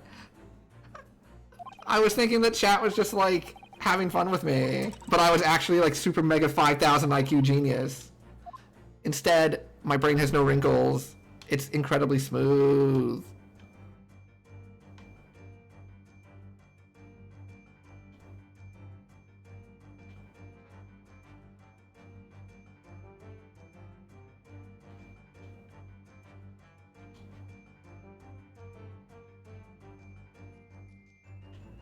Can I go up and down? No.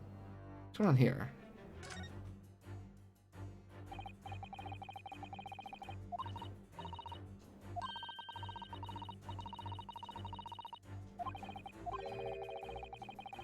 Oh! No! Is it the cat? And like the...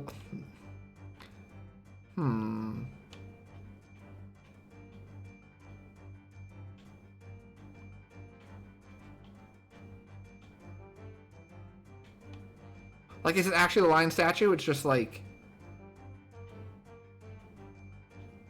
Because I have nothing else to click on. Hold on.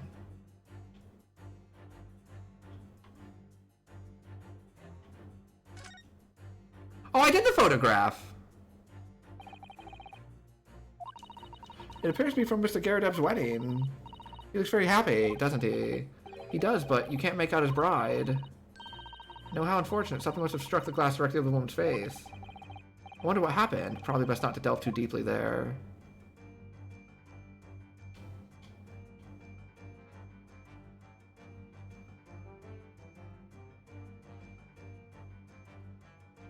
Take that!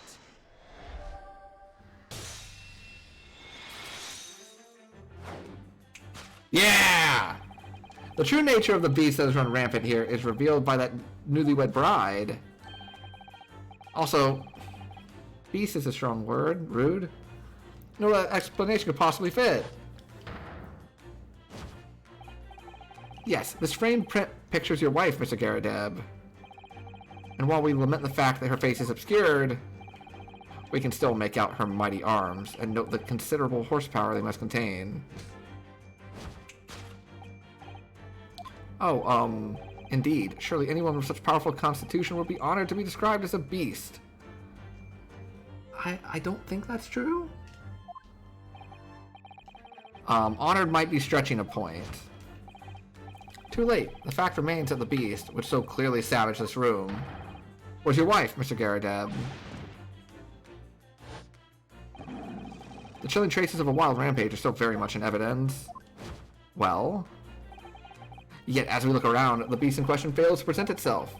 Where could this angry creature have disappeared to? Madam? Me? I pray you do not consider me unchivalrous, but it is plain to me with one glance in your direction. It is? Your dress pocket gives us a handsome clue as to the beast's current whereabouts. The poor, fragile, defenseless woman is beside herself. Well, I don't know about fragile. Oh dear. Anyway, Mr. Sholmes is quite right. There's no sign of a Mrs. Garadeb anywhere. I mean... Is it unreasonable that, like, the wife is pretending to be the maid? You know, for social status purposes or whatever?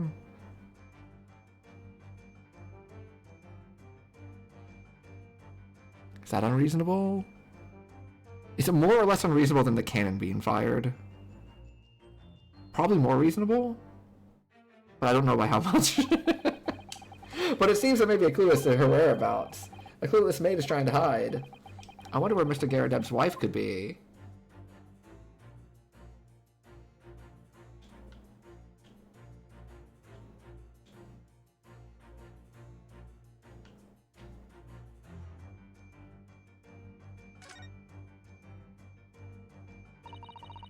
There does appear to be a circus handbill poking out from her pocket. Batty's Circus, currently performing shows in a park not far from here.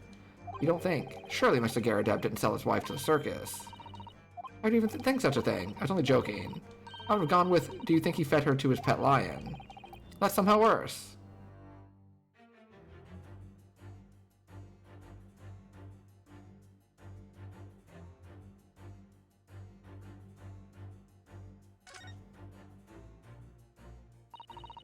What a charming little teapot. It's in pristine condition. Jonah's been pouring some deliciously fragrant tea for Mr. Garadeb.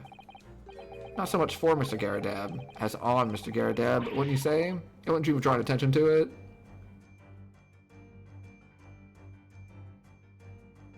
Uh-huh.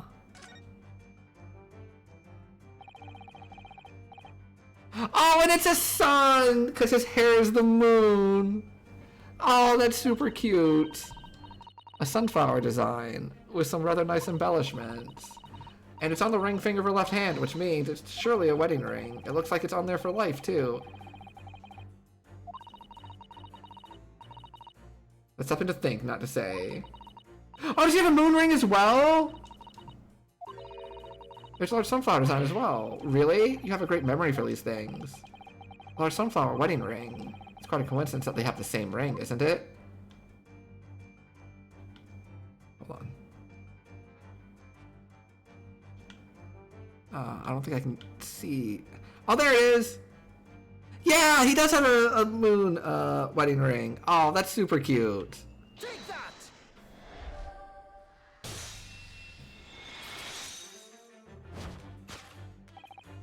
Your wedding ring gives us a handsome clue as to the beast's current whereabouts.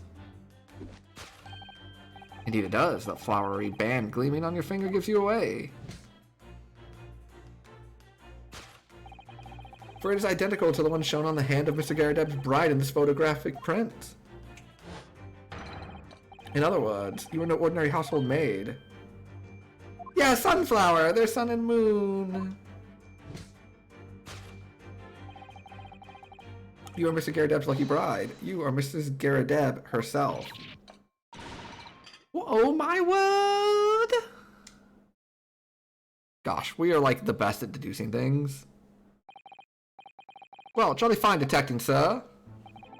As you rightly surmise, this is my wife, yes. My Joan. Rather let herself go, you might say. Wow! You know what? Get shit poured on you, dude. Like, the fuck? How? Oh. Pray you don't live in the most comfortable circumstances. After all, you're a retired army man, yet you were in the business of renting out rooms. Tisk. I would assume, therefore, you have insufficient means to employ a maid. Would that be correct? It's not right, I tell you. I was second lieutenant of the 3rd Regiment. A man has his pride, don't you know? By golly, it's a sorry thing when a chap can't even afford to have a single maid in his employ. Here in London, one is rather judged.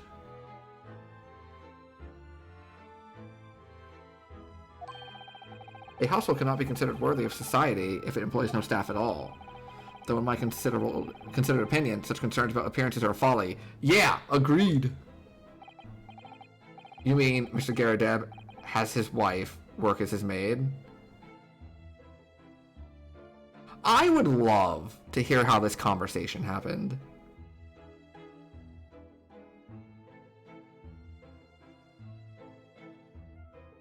Because it does not seem like a fun thing for both of them.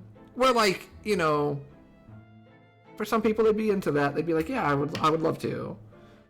But the fact that she keeps pouring boiling hot tea on him out of anger makes me think she's not super thrilled with these situations. Precisely. Am I right, Mr. Garadeb? Only in company, obviously. But listen here. This must remain a secret.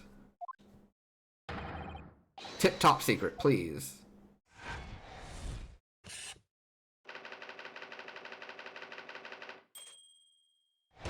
Okay.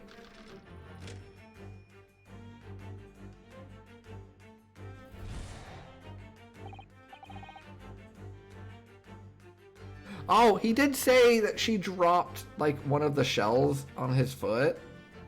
I'm gonna laugh really hard if what actually happened is she chucked one at him because she was pissed off. And knocked the candle over and it started burning the carpet. It's plainly clear that you still have deep feelings for this formidable beast. Indeed. In that blithe pose, the distress that this loss has caused you is tangible. Your head weighs heavy on your shoulders. The pain you feel being revealed by that supporting arm. Mr. Holmes is quite suppling. He's still calling Mr. Garrett's wife a beast. As a woman, that feels rather uncomfortable. Yeah. I'm not a fan. But Mr. Garrett is standing beside her husband as we speak. In other words, he hasn't lost his beloved at all, has he? Oh, how true. So perhaps that supporting arm that seems to be propping up his head has some other significance? According to Mr. Sholmes, Mr. Garrett's pain is tangible, though. What could that pose of his really signify?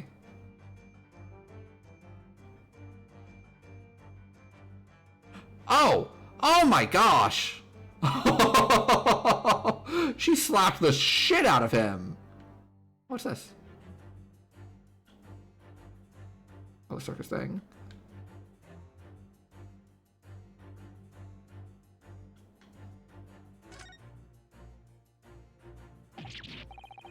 Look at that bright red mark. That's quite suppling, and clearly made by somebody's hand. Mr. Garrett has been slapped on the face. Hard. I've never seen such a clearly defined mark. Whoever could have done such a thing? Well, there's a very limited number of candidates, I'd say.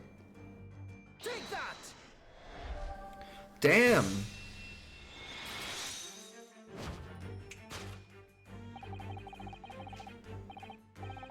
Your head weighs heavy on your shoulders, the pain you feel being revealed by that slapped cheek.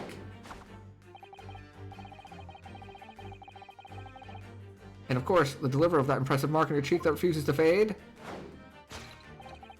was you, Madame Joan Garredeb.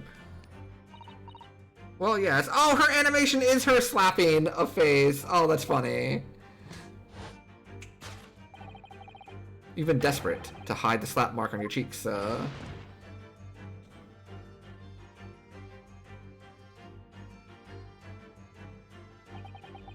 How the blazes?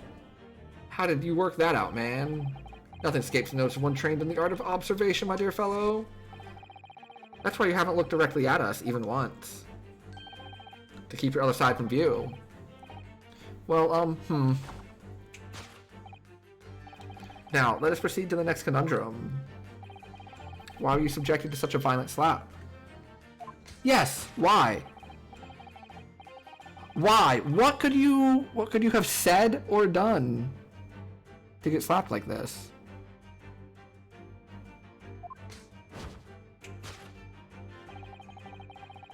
And if the answer is nothing, I'm going to feel really bad, by the way. Because I have assumed that he deserved this. But, let's find out. And we need only follow the direction of your gaze to find the answer. Yes, it's this pile of bills that's given rise to the pain you suffer. Is it, though? Didn't Mr. Sholmes say the bills were all for lion fodder? But now we've established that the lion never existed, which can only mean that the thing responsible for gobbling up all that food was Mr. Garredeb's wife. Mr. Naruhodo, she's a person, not a thing. Yeah, seriously. I'm not a fan of these things, Mr. Naruhodo. She's also a person who gave her husband a mighty slap around the face. One so hard that left a perfect hand mark, in fact. Why would a woman want to hit her husband with such force, I wonder? I'd love to know the answer to that question. Check the bookmark. Someone must be reading this book at the moment. There's a bookmark here, look. Oh, wait a minute. I don't think this is a bookmark. Oh, so it isn't. It's a note written in a woman's hand. Oh, James, I love you. Yours, Mary. And look next to the signature here. Lip marks, made with lipstick. What a passionate romantic gesture. Don't get any ideas, Sasato. Oh dear, I'm sorry. So this bookmark is actually a love note then.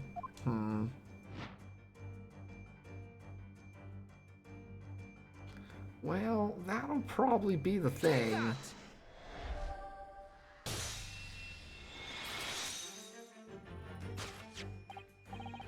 It's this love note that's given rise to the pain you suffer. Oh, James, I love you. Yours, Mary. Passionate indeed. Perhaps the sender of this note, a certain Miss Mary, is the fly in the ointment here? Oh! I don't know the bully woman. You don't know her? That note wasn't written to me. It was just in the book. I don't know how it got there. It was just in there, you say?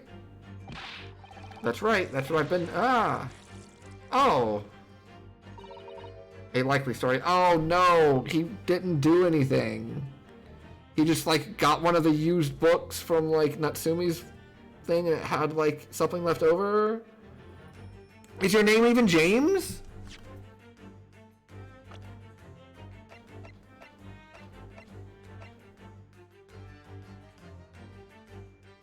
I think James is, like, a nickname for John, isn't it? No? No. No, it's not. Yes, it's not even into his name. What's wrong with you? Also, Herlock is 34? Awesome. James is Jim. Okay. Yeah. Yeah. Lady, what are you doing? Sir, I am super sorry for assuming you deserve that. That's on me. That's my bad. Like, I assumed the worst because you had your wife act as your maid for appearances, and I thought that was like... It was clear that she was, like, unhappy, so I thought she was unhappy about that. And I thought that was, like, messed up. But, it appears you didn't do anything here. Now listen here, Joan. I explained at the time. I bought the book at the secondhand place, and that note must already have been in there. So the previous owner of the book was using the note as a bookmark. That's right. A likely story. I mean, that's a very likely story, considering it's labeled to a different person.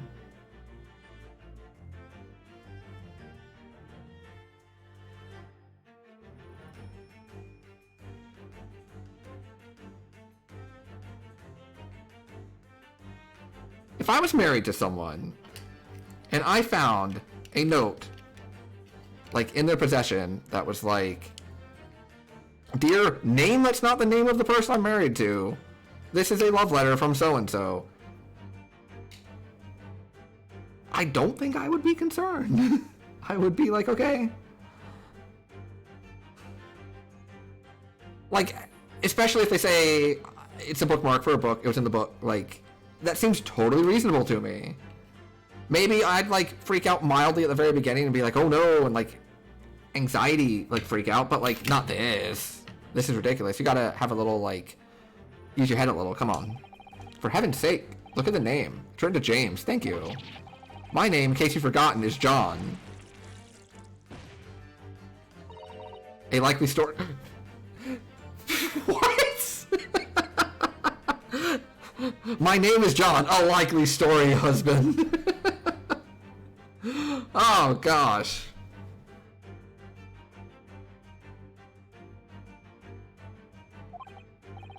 Are you questioning my name now? And there we have it. Arouse the suspicions of the female heart, and you unleash a beast with the most ferocious bite. Now, in a final fit of rage, the ferocious beast carried out one last unimaginable attack. The aftermath of which can clearly be seen by observing the carpet over there. Very expensive woolen carpet, if I'm not mistaken. Oh, dearie me, what could have caused such a destructive outburst? This time, madam, I'm afraid it is you who has inadvertently revealed the truth to me. Your wandering eye has settled upon the answer very neatly indeed.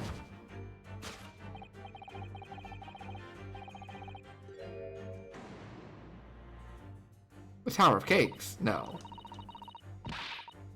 Didn't eat the carpet? No, of course not. There doesn't seem to be any doubt that the state of disarray that this room is in is a result of her wild temper. This is the last part of the deduction that we need to fix. Need only follow the gaze. See what we can see.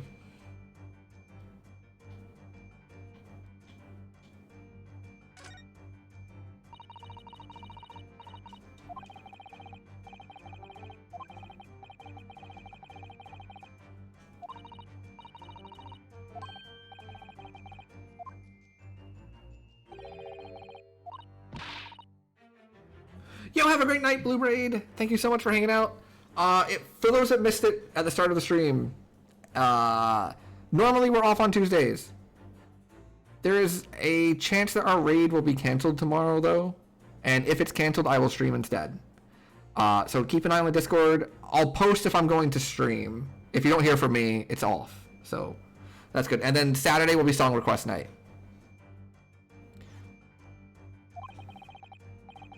Why is that, I wonder? Why is one candle of the 3 missing from its holder? Take that!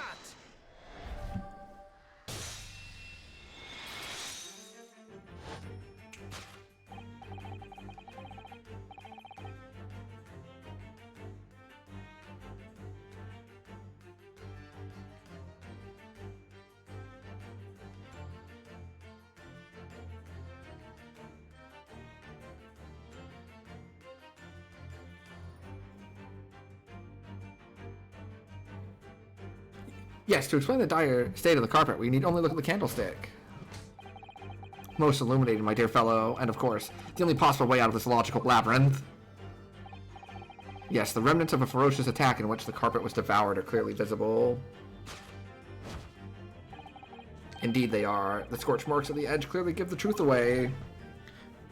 Well, I didn't notice the scorch marks, I just noticed, you know, the candle line on where the carpet was missing. It would appear that this room was the scene of a little marital altercation. Mrs. Garradeb's mighty arm muscles left an impression not only on her husband's face, but on the entire room. The force of her strike caused the candle to fall from the holder. And in seconds the carpet was alight, and the whole corner of the room in flames.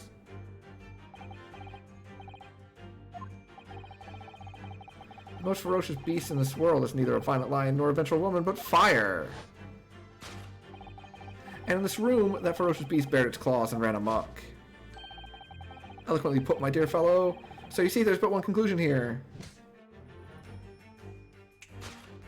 I love this! Oh, the little spin. After the sparks of marital discord flew, this room was the scene of a fire. Look at them! They look so happy!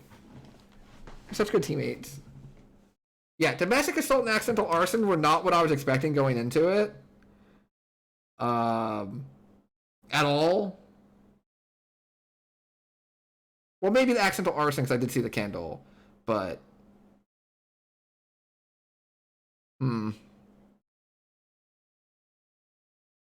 all that over a note labeled to the wrong person. Not cool. Not a fan.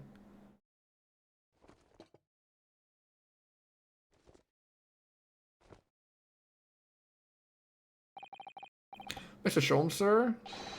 I salute you! Uh-oh, you okay, buddy? You okay? Oh, good catch.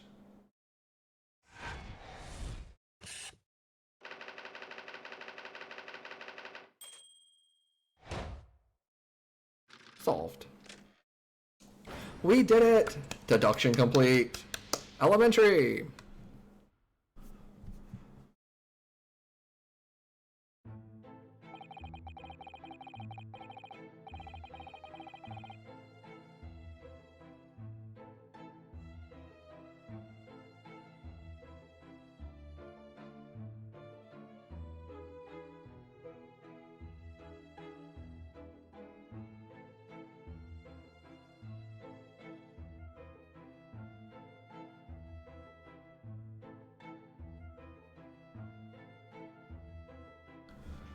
It's these dash-long winter nights, you know. Nothing to do but read in front of the fire. Luckily, there's a jolly good secondhand bookshop just around the corner. Put all my old novels there. And in the pages of one particular novel, you discovered some rather illicit material. For which your wife admonished you harshly, it seems. Don't know about admonished. Demolished might be rather closer to the mark. And beast is most certainly an apt description. Ah! Here we go again. And the carpet? Was that destroyed by fire when a candle fell on the floor? Afraid to say it was. Happened in the blink of an eye, you know. The whole place filled with smoke. Couldn't see a bally thing. I was caught between the old stick's rage and the raging flames. James Jim Jimothy. You paint a torrid picture, sir. One that would have been most entertaining. That's sympathy for you.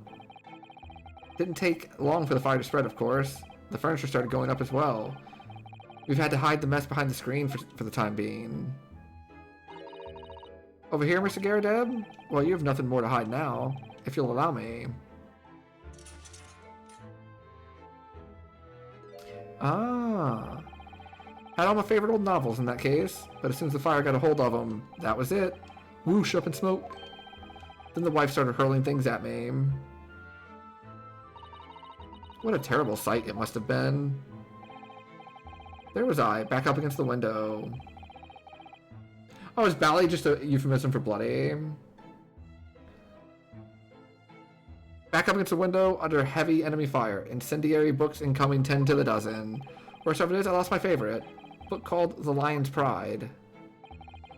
The Lion's Pride? Ah, yes. Your notorious love of big cats coming through again. I assure you the title didn't influence my choice in the slightest.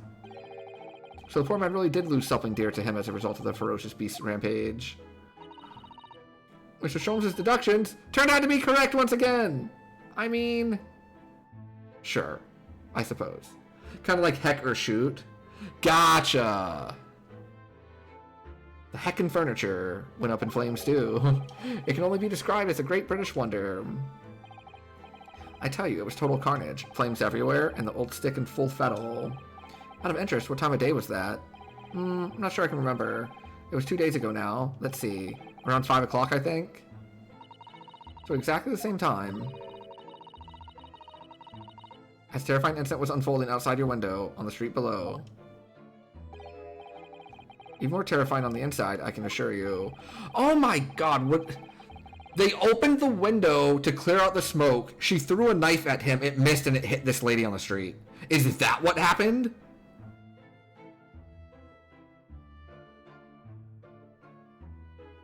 That would be so absurd. The whole of Blighty could have been flattened outside my window at the moment, and I wouldn't have noticed a dash thing. Oh, really?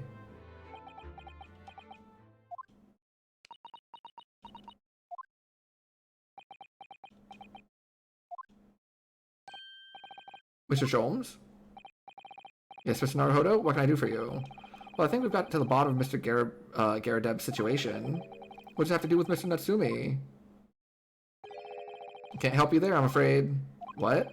My dear fellow, if you recall, I did say as much from the outset.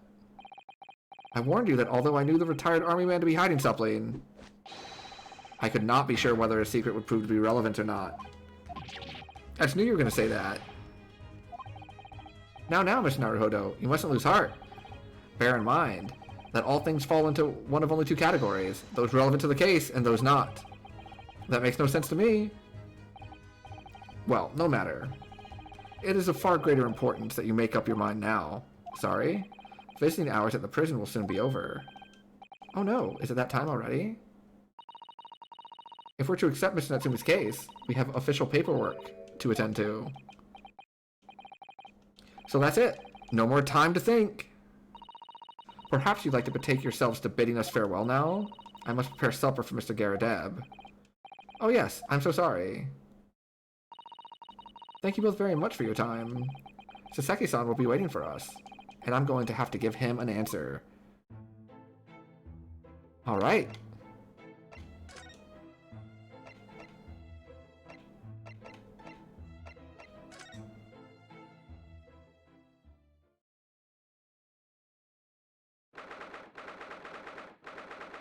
Oh, I thought I went to the prison.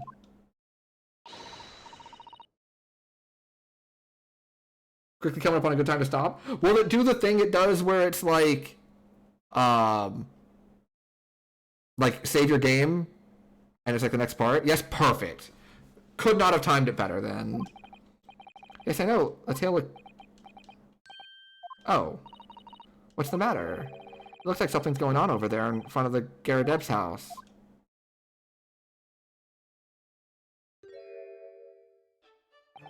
The fuck is this? I know thee not, old man. Fall to thy prayers. You finished the trial? Yo, congratulations. You remain, you know, with some buffer room ahead of me. Which is very nice for me because it means when I get stuck, you remember what to do and you can help me. So I really appreciate it.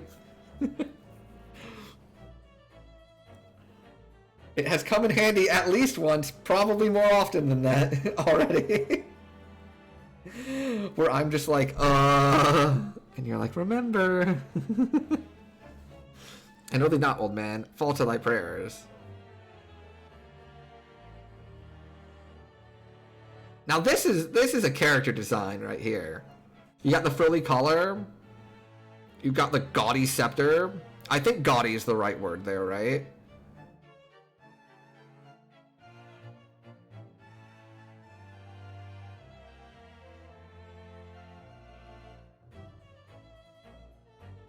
Prim and proper music. Who are you calling old man, you rum-looking niminy piminy?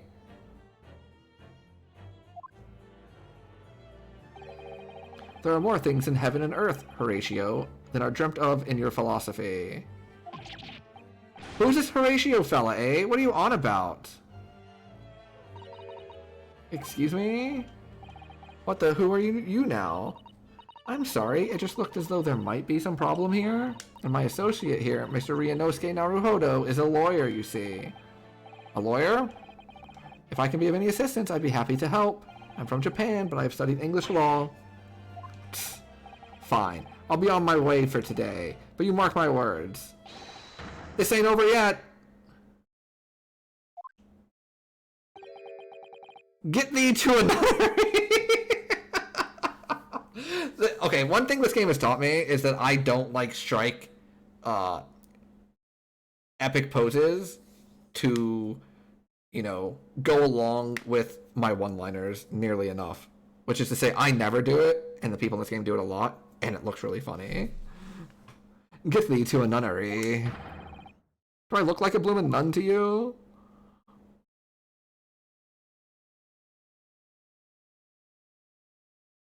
Who is this?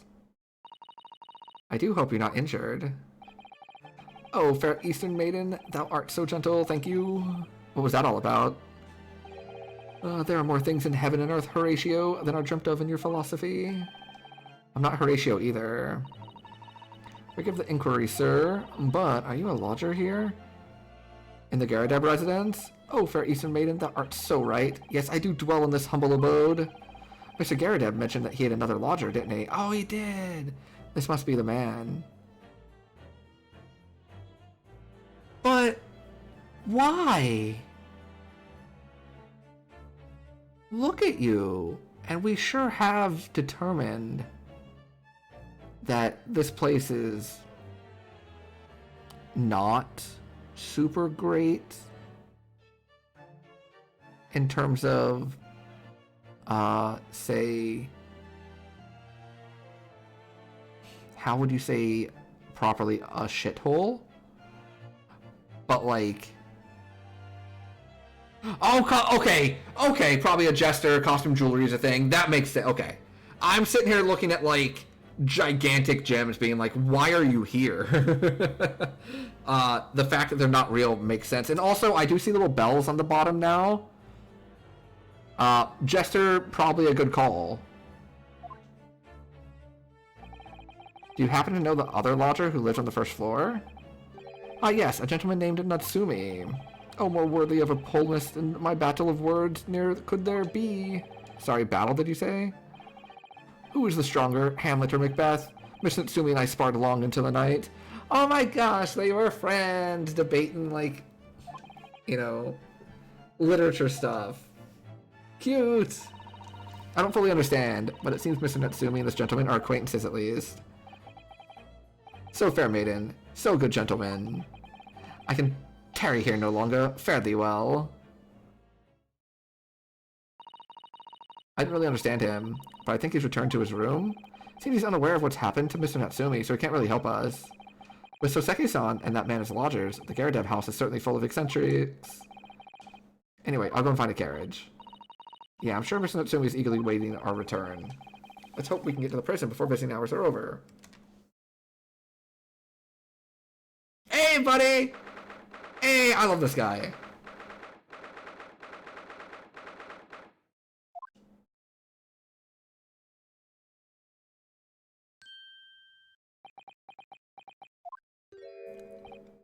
Oh, it's you. You're here. You came.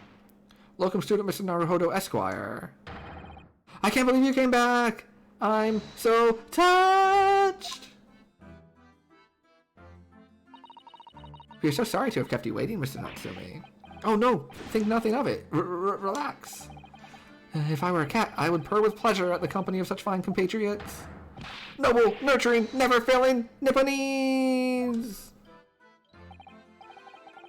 Oh, now let's not get carried away. Oh, I quite agree. There is nothing more reassuring than the familiarity of one's native land. On the other hand, it is through friendship transcending international borders that one truly appreciates the facts. Such is my belief, at least. It's you. The miserable rotten spy. Herlock Sholmes. Mr. Sholmes, what are you doing here? I have no intention of doing anything per se. He did just appear out of nowhere. He has a habit of doing that. He's like Batman. But like the opposite. Remember how in all like the Batman movies, they'll be talking on like the rooftop and like Commissioner Gordon will turn around to finish saying something and then turn back around and Batman's suddenly gone? It's like that, but Mr. Sholmes just shows up out of nowhere.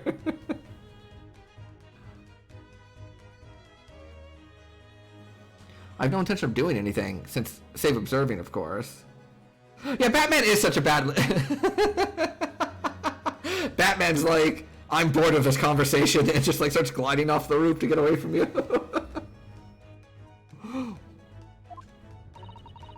Whatever do you mean, Mr. Sholmes? Well, having encountered some curious reading material in that gloomful room, and having unmasked the secret identity of that eccentric pair, I decided I should drop in on my way home to see how our divested friend is faring. Gloomful room? At least your accommodation here offers a window, my dear fellow. In that sense, it's a superior option. Anyway, I must commend you on your taste in books. My day has been a delight and cost me not a penny. Ah, you, how dare you, Herlock Sholmes? Ugh, I've had it. I'm through.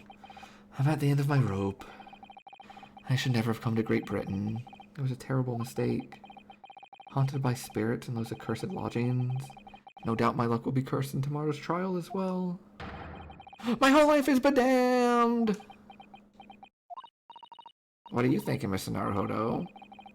He mentioned that once before, didn't he? That his lodgings were cursed. And there's much truth in Mr. Mustache's words. What? Curse is a wholly appropriate description, I would say, for the man's lodgings, and indeed, for tomorrow's trial. What's that supposed to mean? Uh-oh. What? Mr. Natsumi, what did you mean by what you said just now about the trial tomorrow being cursed? Oh no, why are you looking so grave? You're making me nervous. I was just getting carried away, that's all. I didn't mean anything by it. Oh, I see. You don't mean the trial really is cursed somehow? Are you referring to the prosecutor? The Reaper of the Bailey? The Reaper? Oh no, what do you mean? Please tell me. Surmise it succinctly in 16 salient words.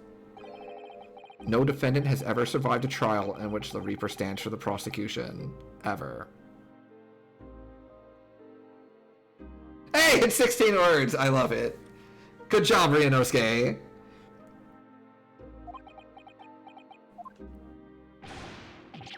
Oh my god, wait, hold on.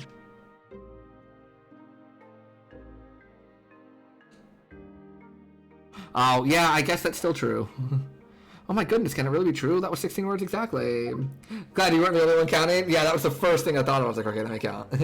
Yesterday, Mr. Naruhodo successfully defended someone against the Reaper, but then, after the trial was over,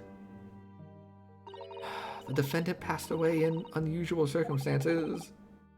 Mr. McGill did. What? I'm impressed, Mr. Sato. You have an eye for detail. Actually, the Lord Chief Justice told us. Mr. Sholmes, surely it can't be that having failed to have the accused convicted, Lord Van Zieks killed the man himself. Oh no, he couldn't have, surely. You have some wonderful notions. Sorry? The man isn't a mass murderer. He's a court prosecutor, my dear fellow. Oh yes. Why, of course he is. Of course he is. Then why are you trying to scare me? It could be said, however, that the real truth about the man is even more terrifying than your hypothesis. Really? Because that's pretty terrifying. What on earth do you mean by that? The Reaper. Van Zieks is a quite exceptional man. However, in London courts of law, exceptional does not equate to winning every case without exception. That's good. Soseki-san looks like he's going to cry tears of joy. As you are no doubt aware, in a British criminal trial, there is both a judge and a jury. The judge officiates based on the letter of the law, while the jury offers public opinion and common sense. It is an excellent system whereby the defendant's guilt is considered from several points of view. However, public opinion in particular is somewhat easily manipulated. Criminals and corrupt lawyers, for that matter, can use it to their advantage. By any means at their disposal, contriving evidence, calling imposters as witnesses, and so on. By such underhand means, those who would want to are able to sway the jury, which means that even in the light of irrefutable evidence, the prosecution can fail. But it means the wrong verdict can be passed. And sadly, it is from time to time, my dear madam. It is simply the reality of the situation. And that's alright. However, those indicted by Lord Van Zieks cannot escape justice. Their fate is sealed.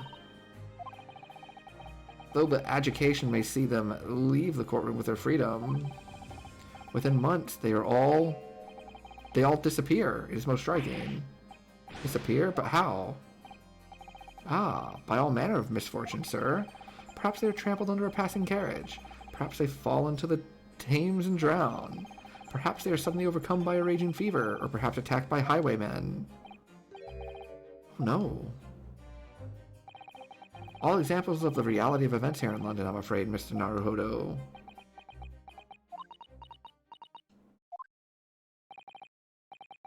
I knew it.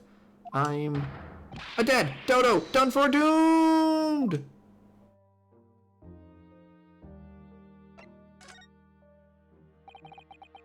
When you said accursed lodgings before, you're referring to your room at Mr. Garadeb's house, I assume. Do you mean to say you believe that place is cursed? It's been a year now since I came to Great Britain. I'd only been in London a week before I started to notice strange feelings in myself. It didn't take long then. Everywhere I looked, there were foreign faces staring at me, laughing behind my back. I was sure people were talking about me. I started to become nervous about going outside. They were always staring at me, all the time, from dawn till dusk. So I shut myself away in my room, but even that didn't help. The fear wouldn't go away. You must have been very lonely, having been away from your homeland for such a long time. I've had to move a number of times, most recently to this room on Briar Road a week ago now. Why did you choose there? Seems a little inconvenient. The rent is cheap. I have so little money, it appealed to me straight away. Of course I asked why it was so affordable. The landlord just simpered and said, "The room is cursed." Oops. He quickly tried to cover his mistake, but it was too late. So I told him, if you have something to say, then say it. But if not, don't mention it in the first place. But it was true. It was all true. You mean, the room really is cursed? Ever since I moved into that windowless hellhole, my sleep has been plagued with nightmares. I awake feeling as though I'm being choked to death. In my waking hours, people are stabbed in front of me as I walk down the street. I'm branded a killer, thrown in prison. Nobody wants to know me. I'm surrounded by scary, sinister spirits! If only there was someone, just one person on my side. Can no one find it in his or her heart to believe in me? Really no one at all? To believe? Yes, to believe.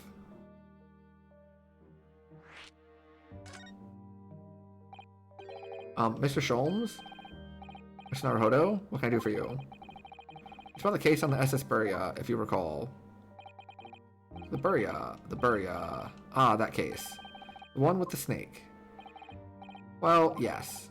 At that time, I was the suspect, but you believed in me and listened to my side of the story, and you helped us to investigate. I did I? Interesting. What I want to know is why? Why did you believe me? I see, yes, you mean... Because you were a grimly dressed, shady Eastern fellow found with the victim in a locked room? Well, if you like, yes. I'm a little surprised that the answer requires explanation, my dear fellow. It's quite simple, really. You said I didn't do it. But I could have been lying. Surely you must have had your doubts. You must have suspected me a little. I think perhaps you've misunderstood. I neither recall believing in you, nor in that which you were telling me. What? You see, the only things I believe in are those I choose to believe in. What do you mean? I make up my own mind about what is to be believed and what is not. If I should like to believe in something, I do. The circumstances can hang as far as I'm concerned. But I could have betrayed your trust. In that case, I should have made an elementary error of judgment, nothing more. Betrayal of trust is an overused excuse in my opinion. Meaning? Whether or not one should trust another is, in the final analysis, down to oneself. Oh my god, I love this guy. Thank you. Trusting someone and, like, getting burned by it is a reflection on them and not you.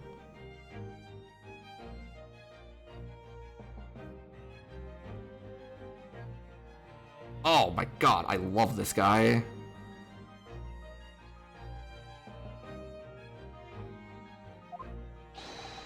It's a matter of whether or not one can trust oneself.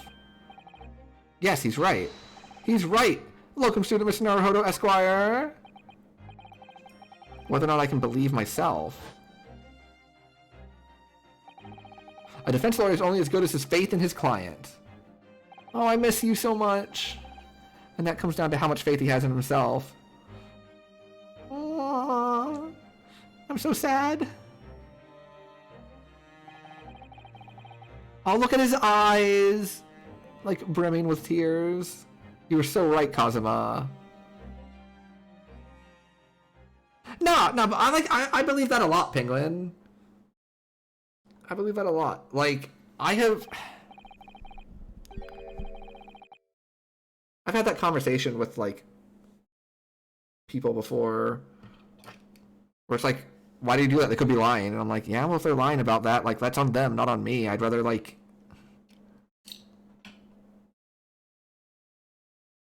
Oh. Yeah, I'm a big fan of that. I'm a big proponent of, like, if you get burned because you trusted someone... Now, it's, of course, if, like, you have a ton of reasons to not trust someone, and then, like, you do it again, that's, like, you gotta fix that, right? But there's nothing wrong with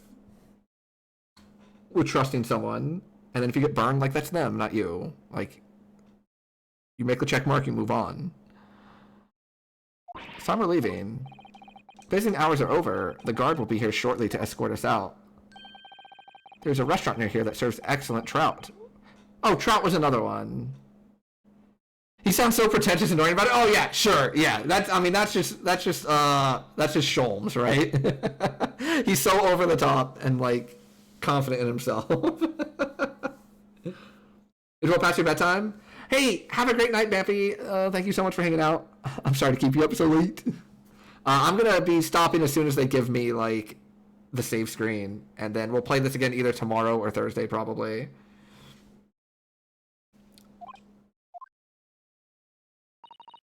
Oh dear, there's never enough time, is there?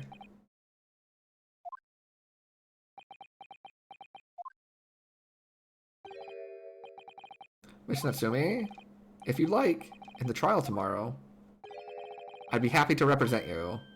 Yeah! Oh, he looks so happy. Locum student, Mr. Naruhodo Esquire!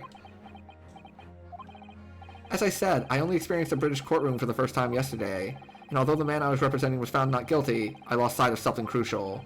Something crucial? What to believe in? The defendant, justice, or the truth? How to believe, even. But I think I finally worked it out. I've decided I must believe in myself above all else, to trust my instincts. Yes, Mr. Naruhodo. And my instincts are telling me that you, Mr. Natsumi, are innocent of this crime, and it's imperative that we prove that in court. Welcome, student Mr. Naruhodo Esquire. I will fight for your innocence until the bitter end, with every weapon available to me, so I hope you will permit me to represent you tomorrow.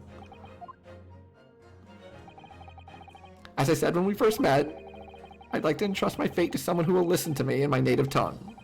Of course, Mr. Natsumi. It would be fair to say, Mr. Naruhodo, that your mind was, in many ways, made up from the outset.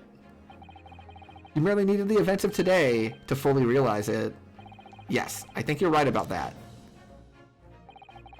It's been a roundabout journey, but I got there in the end. Mr. Sato, yes? Would you be willing to stand by my side tomorrow and help me in court?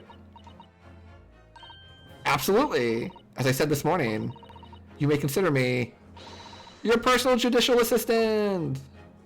Oh, this is so hype! I'm so excited. The shocking events of yesterday's trial still weigh heavily on my mind, but it's time to stop looking backwards. Kazuma believed in me, and Mr. Sholmes believes in me now, too. So it's time. Time that I learned to believe in myself. Saseki-san has no one. He's all alone, so it's my job to help him, to fight his corner. Tomorrow, in the courtroom, with all the strength I can muster.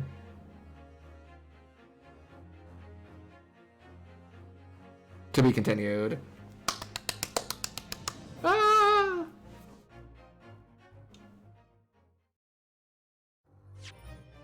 Save.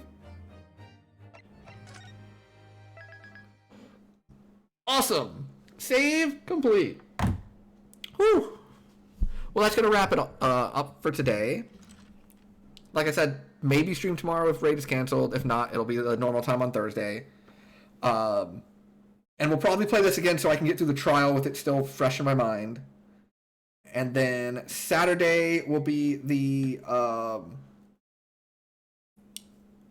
song request stream. I don't know exactly what we'll play, but we'll just like hang out and goof around and check and play lots of the music, and we'll listen to it and have a good time.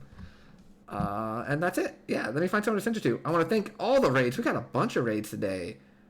Rosalina VT, Sandman, Vibeat Foo. I really appreciate it. Let's see. Let me find someone to send it to. Do.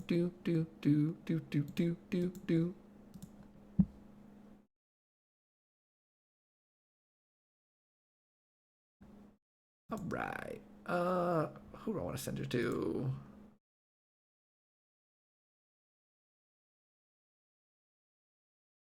I'll send her over to Ilyon. Haven't rated Ilyon in a little bit.